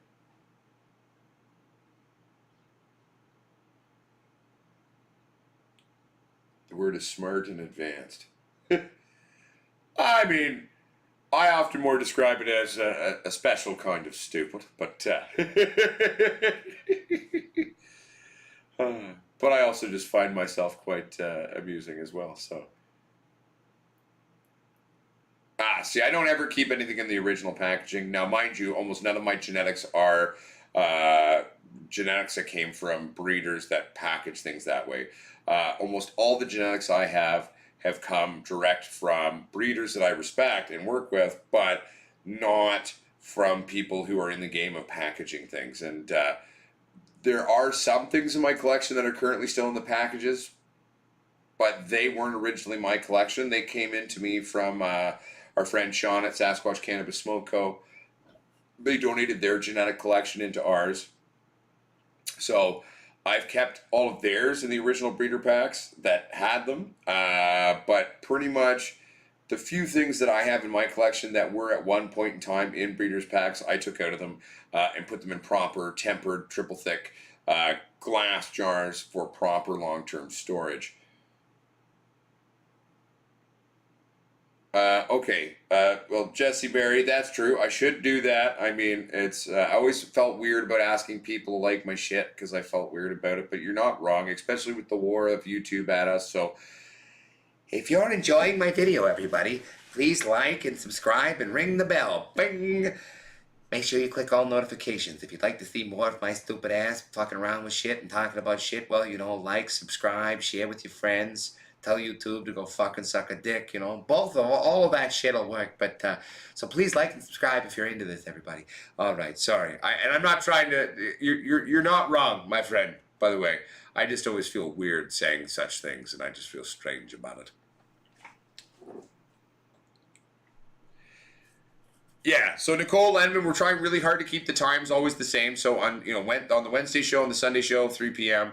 I actually quit the bar, so I'm not working there anymore. I'm just going full Potsquatch, full acting now.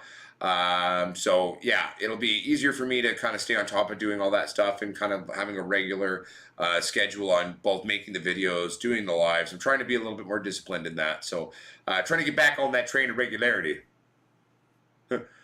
Isn't it funny that I dumped bran all over my plans yesterday? Keeping them regular too. Ew.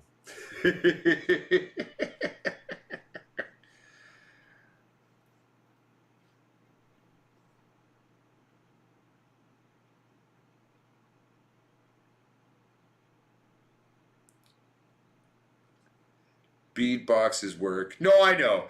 I'm just, you know me, Pilgart, right? Like, I mean, I'm very particular about how I do things. So, like, I've got tons of these little beautiful, super thick tempered jars. I bought hundreds and hundreds of them.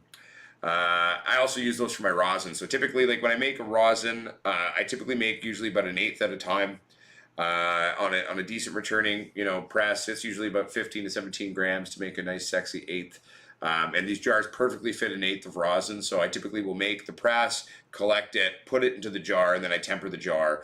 I like to temper anywhere from like 40 to 50 degrees Celsius, usually for 2 to 8 hours, and it's really quite nice. Sometimes when you go on the longer temper on a lower temperature, it even turns into a nice little, almost like a crumble. Sometimes it almost starts to almost go to diamonds. Sometimes you have a bit of a separation, so then you got kind of a terp sauce and then kind of a crumble with it. And yeah, it's fun. I love fucking around with different rosins and playing around with them and seeing what kind of comes out, right? So.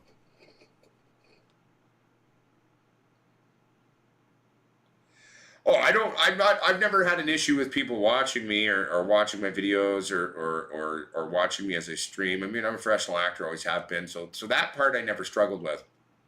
But the whole please subscribe, please do this, please support me, please do this. I mean, that just seemed like to be pandering to me.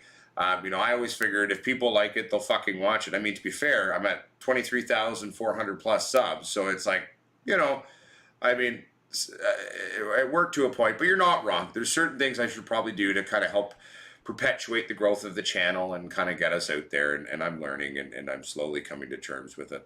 I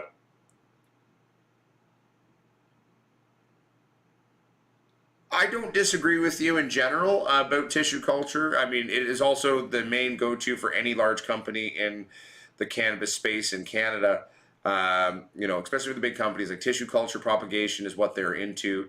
And then, genetic licensing to the bigger companies is a big part of what's coming in the industry too, right? Because all the big companies have next to no desire to actually develop their own genetics. They just want to license them. Kind of like how a filmmaker will license a movie to Netflix for a set period of time. Very similar thing to that. Jesse Berry says, so what is the best strategy to keep rosin long-term shelf life? Rosin in and of itself does have a limited shelf life, but freezing it. You want to keep rosin for long-term storage, you freeze it. Put it in your freezer and keep it in your freezer. Don't let it thaw out until you're ready to smoke it. But once the rosin is ready for quote-unquote market, right? So I press the rosin, I collect the rosin, then I temper the rosin usually. Before I call it ready. Then once that's ready to a point, freeze it. Freeze it in a glass jar. Glass is non-reactive, okay? And really that's the only true way for extreme long-term storage of rosin. And that's what I would suggest to you. Hey, what's up, Oliver Carvello? Carvello, is that how I say it? I think I'm fairly close. What's happening, Oliver Carvello? How are you, my friend? Good to see you. All right. Texas Squatch says at Nicole Lemon, I was talking about your alarm. Yeah, Texas Squatch is like, Yeah, Nicole, that's what's up. Like at your alarm setting, that's what he was saying. Isn't communication fun, everybody?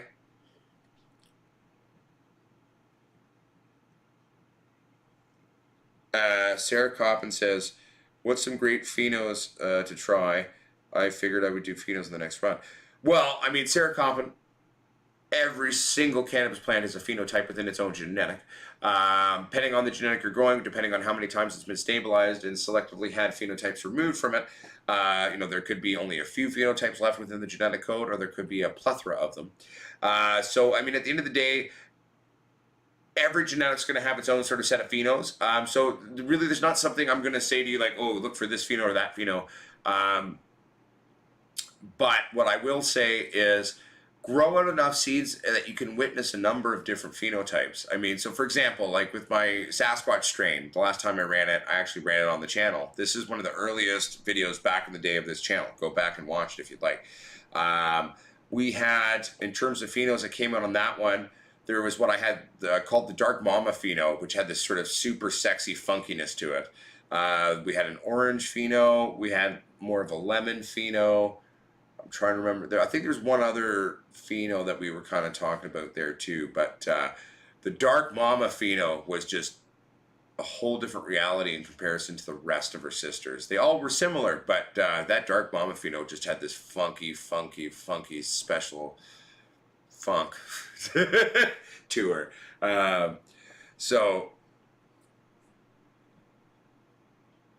Oh, okay. So no, and I didn't say auto either. I said pheno. I thought you were saying pheno as in phenotype, as in subsex of within a strain.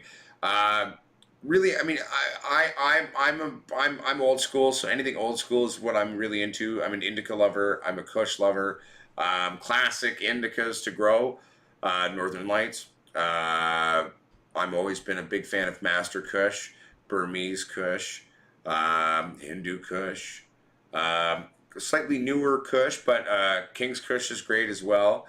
Other things that I've liked from the past, I mean, if you're wanting to go with more of a hybrid world, like kind of a Platinum Cookies God Bud cross is great. That's still more Sat Dom. White Widow, if you can find the original, which is almost impossible to do, was a great one.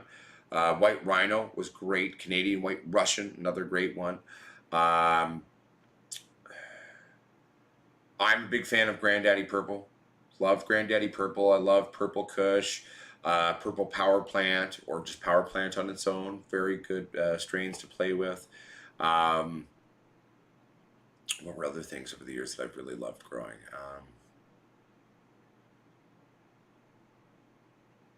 Hash Plant. Almost extinct now for a true hash plant. I actually am trying to bring it back. I have original, regular, regular, aka unfeminized, photo period hash plant seeds. I'm begging to the gods that when I finally pop these, I can get one male and one female. That's all I really want. I mean, if I can get a bunch, great. But variety not a bad thing. But I genuinely really want to try to bring hash plant, the colloquial hash plant, to existence, because right now it's sort of part of the annals of time and almost extinct, but I have some of it stashed away. I loved hash plant. What are other things? Ooh, bubblegum indica, another great indica, non-kush, but indica dom. And it was astonishing, and it's one of the most amazing rosin excretors you'll ever meet. And also the rosins it excretes are like fucking bright bubblegum. So good. What's up, Robert, Mr. Green Fingers? How you doing, my friend? Stone Gamer, like I said, I am going to grow a few autos for fun. I've been promising to do this for 3 years, and I still haven't done it. I will eventually do this for everybody, but how many weeks do I think my plants will go? Oh, no, it's all good, Sarah Coppin. That's why I just got confused. No issues at all. In terms of Ganjanani, your mama's question, at least 9 weeks. Because the last time we ran the Hindu before the chop down, we had to take it down into 8 weeks.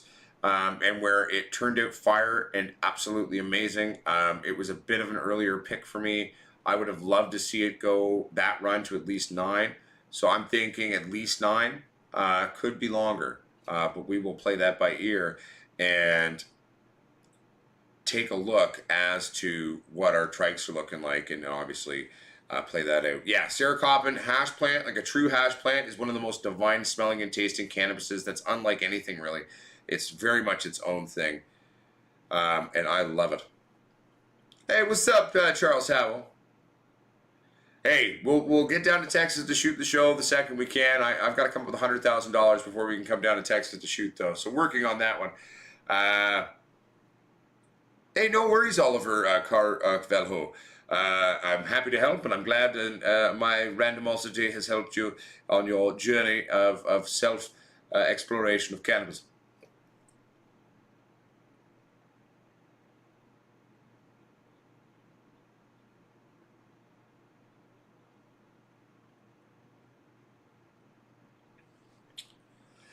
Well, and that's like I will say I'm not an auto fan myself. I don't really run autos. Like I said, I mean, I've been promising I'll run some just for fun for everybody, and I've been promising that for almost 3 years, and I still haven't done it. But we will. We will eventually do it. I'm gonna run some of Ben's autos, some of Potsquatch's autos. Aussie Big Buds, who I haven't seen in a very long time on our channel, sent me some of their autos, which was Skunk Mass by something something. I don't know. And hell, if you want me to run some of your Northern Lights autos as well, who said that? I can't remember. Was it Stone Gamer? Then I'll run some of yours too. But Charles Howell says 70s genetics, don't they have hash plant? Again, Charles Howell, just because a company says they have a genetic does not mean I trust them. I almost trust no one in the genetic space anymore. True genetics have been lost by almost everyone. There are a few people still with them out who have them. I have hash plant. I have the real hash plant, but my seeds are from like over 20 years ago. So I don't buy seeds from most breeders. I don't trust most breeders. I don't buy feminized beans. I don't, well, let's be fair, typically I don't buy beans even.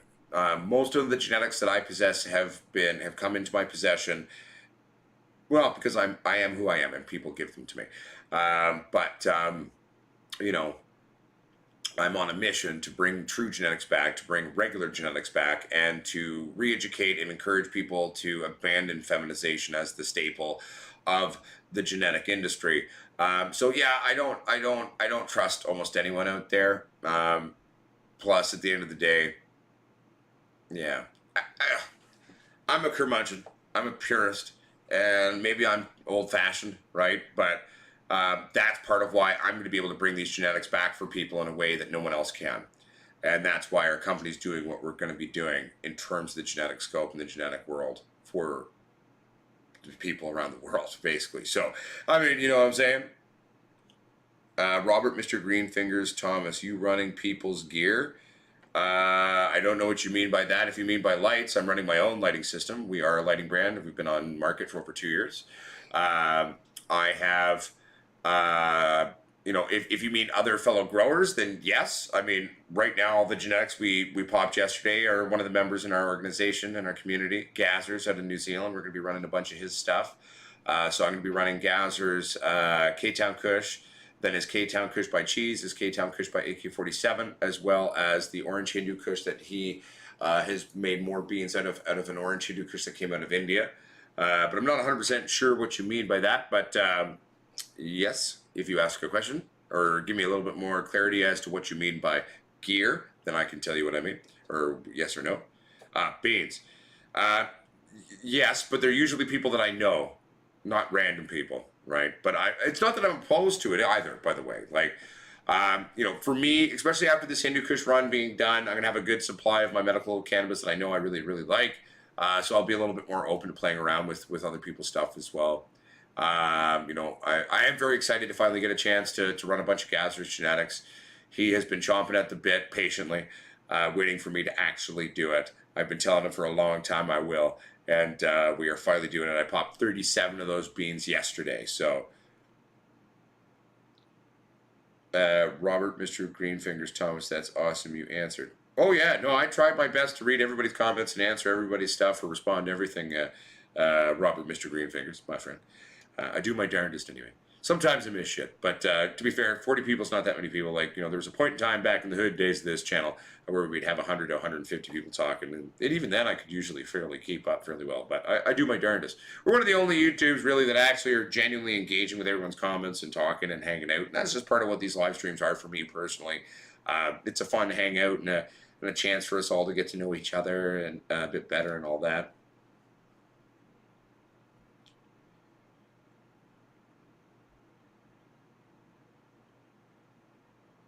No, I feel you, Nicole. 100%. No, I feel you. Feminization in and of itself is a beautiful, magical thing that's built into the cannabis plant for perpetuating the species and surviving in Mother Nature, right? But it's a bastardization for us to take sort of the Plan Z emergency survival mechanism of a plant and make that sort of the colloquial a go-to for genetics. One, we charge too much for genetics. Everybody charges way too much for genetics in the industry. Like, people charging like $65 to $100 for 3 beans. Fuck you. That's a bullshit fucking thing to do. Fuck y'all, you greedy bastards. Right? So I want to bring back regular genetics. I want to bring back unfeminized being the way to go. I want to bring back affordability. I want genetics to be affordable and accessible, Does that mean we will never do a feminized run of anything? No. I think I will occasionally, keyword being occasionally, do some feminized beans for those who do want them. But we are slowly destroying the genetic integrity of weed by only feminizing, by only releasing feminized beans into the world. When I was a kid, when I was a younger grower, nothing foxtailed almost ever. And now everything foxtails. Like, fuck, you look at High Times, everything's foxtailing on that shit now. The yield that used to exist with cannabis is gone. Heirloom genetics yielded vastly more than shit now. So I have a lot of mixed feelings in terms of modern breeding and a modern genetics. My passion is old school shit, and bringing that back really for future generations so that we don't totally fuck ourselves. I jokingly picture it in my head of like being an Irish monk during the Dark Ages, trying to like secretly scroll down books and then save them for the future so we don't lose everything.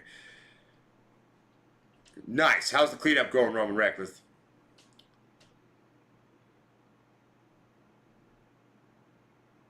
What's up, Matrix Exposing Truth? You missed the lemon strains? Do you mean lemon?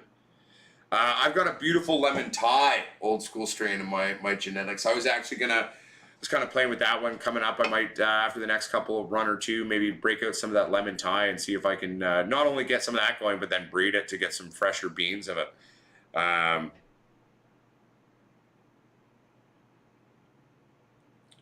that's the funny thing, right? Like, a lot of the new age strains, they kind of, like, I'm not a sap person, right? So I'm on a mission to not only preserve all strains and all old school origin stories that I can get my hands on, but especially in particular true Kush realities and true indica realities, because between you and I don't like most sativas.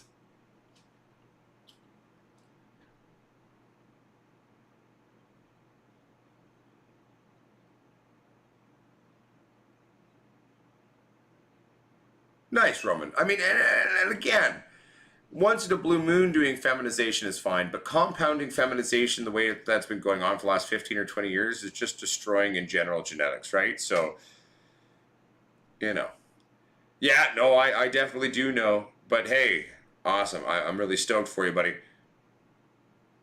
What's up, Amarna? How you doing, Amarna? Good to see you. Welcome to the show. How's Hard Rock Pop doing? Good to see you, my friends. Welcome to the show. I hope you're doing well. Yeah, basically, Charles Howell, that's kind of what my mind's at. We're going back to the drawing board. We're going back to the OG shit. I've spent over 20 years of my life collecting some of the rarest, oldest genetics around. There's still 1,001 things I don't have that I'd love to get my hands on. And I do slowly but surely find these old genetic sources throughout my career and stuff. So, but that's what I'm working on. I don't know how to scream like Rain Man Einstein. I've never actually watched the movie Rain Man. I won't lie to you. I've never actually watched it. Robert, Mr. Greenfingers, Thomas. We don't do beans currently because we are trying to go fully legal in Canada. Sadly, in order to get to the point of where we're going to be able to market our stuff that way, it's realistically going to cost us about $800,000 to $1.5 million to get it all done. So it may take us a couple of years to really truly come to market, but know that we will be coming to market. I don't necessarily know how long, but I am working our darndest off to try to get there. So currently right now you can't, but know that we are in preparations to not only come to market, take the market by storm, and take over the true genetic market. It will take us time, just because, I mean, I'm not a rich man, but we are working on it, and we will get there. You have my goddamn word on it, okay? We're just not quite there yet, and we're working on it.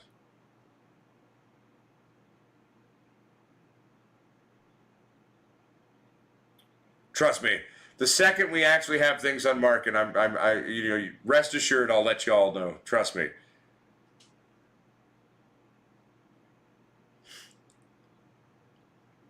Christopher Mortimer, Kush from before 07, Kush from the 90s, Kush from the 80s, the origin story of Kush. The early 90s was the time of the true development of Kush realities and really bringing some of the sexy Kush to fruition. I mean, Kush in and of itself, though, goes back thousands and thousands of years in terms of colloquial historical cannabis in certain parts of the world, both the Middle East, India, and other places, right? I mean, it's oh, God. Kush is a beautiful, beautiful, amazing thing. And nothing smells better to me than a true Kush. Oh, God, it makes me happy.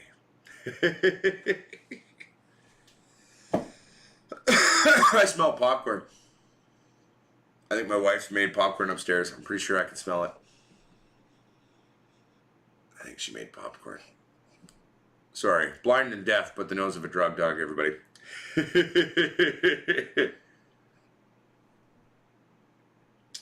Oliver Carvalho. I'm not the end-all, be-all of knowledge. I'm always learning and always continuing on, but I've been fucking around with cannabis for over 20 years now, and self-taught as well, so that's part of why I started this channel, was to try to help people and make information accessible, at least my humble 2 cents on things, because there's just so much bullshit on the internet now. There's more now than when I was a kid trying to teach myself to grow, right? So, that's kind of where I threw my hat in the ring there to try to help people learn. Well, Van Island Beauty, there is a good chance I may stroke out eventually one day. I come from a long line of people who get a lot of strokes. My dad's had 3 that should have killed him, so we will see. But I still think I look sexy like this. So, bad joke? Maybe. But I come from a long line of people who stroked up. So you can all go fuck yourself. And I'm probably going to actually have to deal with that reality quite potentially one day anyway, medically speaking. So I'm ready. How you doing?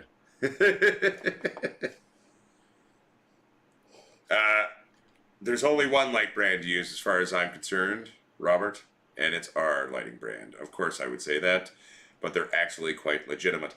Here's the link to our lighting systems. Where is it? I'm trying to find it. Bear with me, Robert.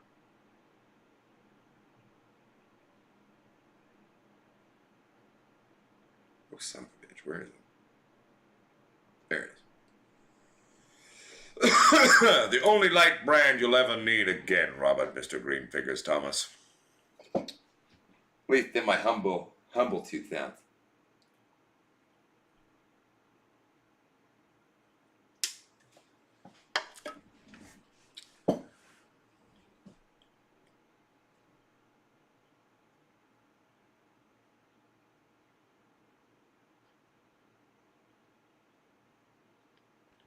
Well, I've never grown it on the channel, that's for sure, Charles Howell, but I do have a number of different sort of lemon-based things. The lemon tide would probably be the most lemony out of what I have. I might have a couple of other lemony things actually in there too. Some of the Jamaican stuff that I have is known to go a little lemony at times. Yeah, but anyway. Most lemon-based things are all sad, yes. Charles Howell, a lot of the lemony, citrusy realities often come more from a sort of a sap-based world. Not saying I've never seen it in an indica world, but it is vastly more rare. Typically in the indica world, where we're looking at either cushy things or fruity things, and well, also sort of piney things and things like that, earthen smells, but sort of like lemony, fruity, citrusy things more often than not will be more prevalent within the sativa world in and of itself, right? So. Yes, and actually we got our CBD line for sale as well, everybody. So this is the link to the CBD line. Nope, that's the wrong thing. One second. We've got a couple of new products that will be live on the website hopefully in the next week. We are opening the borders to everyone around the world, so you'll be able to order all of our CBD no matter where you are, pretty much. At least that's the end goal on what I'm attempting to do. I'm trying to, there it is here. And actually, I've taken over potsquatchsales.com, which is our CBD vendor site, and I'm actually going to be trying to set it up so CBD will fulfill out of the States where we fulfill our CBD line out of, but when you order swag like hats, t-shirts, grinders, papers, etc., etc., etc., that will fulfill out of Canada. Okay, yours truly will be taking care of that here out of our office. But that will hopefully soon be available on the website as well. Big shout out to Mrs. Potsquatch. She's actually volunteered to sort of step up to help us rock and roll. Gregory Allen Reed says, what size tent will a double squatch fit? I mean, we do our core part testing at a 4x4, but you can do more than 4x4 with a double squatch. If you can get like a 5x5 or a 6x6, that would probably be the perfect size tent to put a singular double squatch in there, and you will fucking kill it, in my humble 2 cents.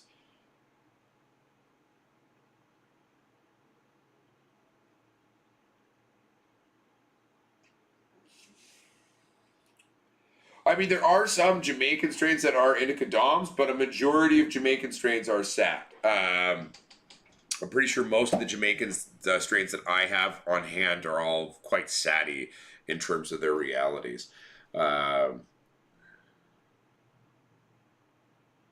Einstein says CBD is too old THC. No, that is completely incorrect. CBD in and of itself is completely its own cannabinoid. What you're confusing is the fact that THC eventually converts into CBN. So CBD is definitely not converted to THC. But it's not your fault. CBN is what you're actually trying to say. CBN is a secondary form and state of THC. In and of itself, its own cannabinoid as well, but THC converts to CBN, not CBD. CBD is its own thing. Not trying to convert you or tell you you're wrong. I'm just gently trying to readjust your statement for you so you don't sound wrong. I'm sorry. I mean that with love. I'm not trying to be a dick.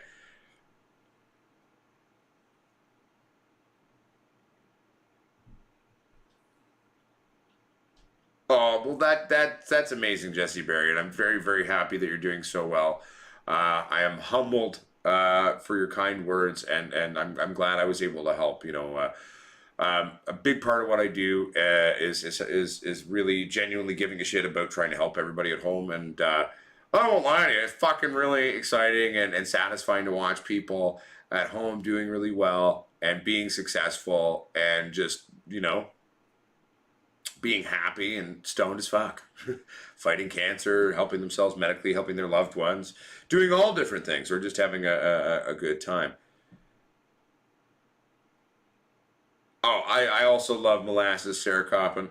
Einstein says, you mean ABC? No, I don't know what you're talking about. Einstein, CBD is not a converted form of THC. CBN is. CBD is its own cannabinoid in and of itself that is naturally occurring, okay? Starts as CBDA. I know that for a fact because I literally have a CBD line. Anyway, excuse me. I respect what you do. It's not easy putting yourself out there. That's true at times. I mean, I definitely struggled, especially earlier on. I struggled with it a bit more. Or I never struggled putting myself out there in terms of shows or the videos. But then when I would release shit, I would kind of have an anxiety attack about it afterwards. Like, oh, did I show too much me? Oh no. Hey, awesome, Jesse Barry, because that's the best thing, right? When we learn and we share, that's how we empower all the people around us and stand together as a proper pot cannabis community. I'm a big believer in all of that. So yeah, hell yeah. So thank you, Jesse. That really means a lot to me, and I'm glad you're doing well. I'm glad you're sharing. I'm glad you're helping other people to learn. You know, people in the cannabis industry far too often are bullies or dinks or hide information or don't help each other. Too much fucking prick waving and ego. Fuck all that crap. It's called we need to stand together. We're the fucking plant people, for fuck's sakes. We shouldn't have to struggle this hard to understand that. But anyway, everybody, we just hit that 2-hour mark. I'm gonna go have a bit of a break before I gotta go. Hopefully we get the link from them. We're supposed to be on the show tonight for Cannabis Lifestyle Television. Much bigger channel than we are, but big shout out to them and Rob and their team. And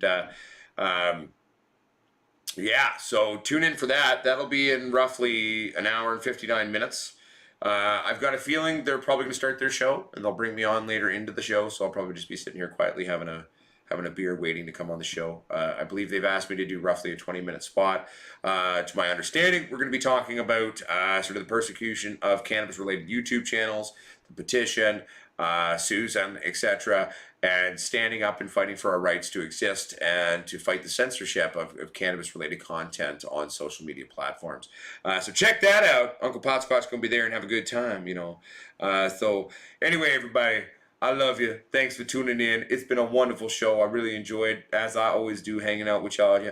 And remember, the true grower is the forever student. The true grower makes educated, stupid decisions. Just look at me yesterday. Love yourselves. Love each other. You know, read. Reading is one of the #1 things you can do to help yourself in terms of this stuff. But remember now, in the internet and how much misinformation's out there, not just weed, all of it. Everything with a grain of salt. Engage your own fucking brain. And, you know, don't just believe something because someone tells you something. Try it. Test it. Go see it for yourself. Okay? So anyway, everybody, Uncle Potsquatch loves you. Keep it real. Keep it sexy. Keep it squatchy. Word to your mother. I'll see you next time. Well, actually, I guess you'll all see me in a live stream on Cannabis Lifestyle Television in a little under 2 hours, potentially. So anyway, love you all. Keep it real. Okay, bye.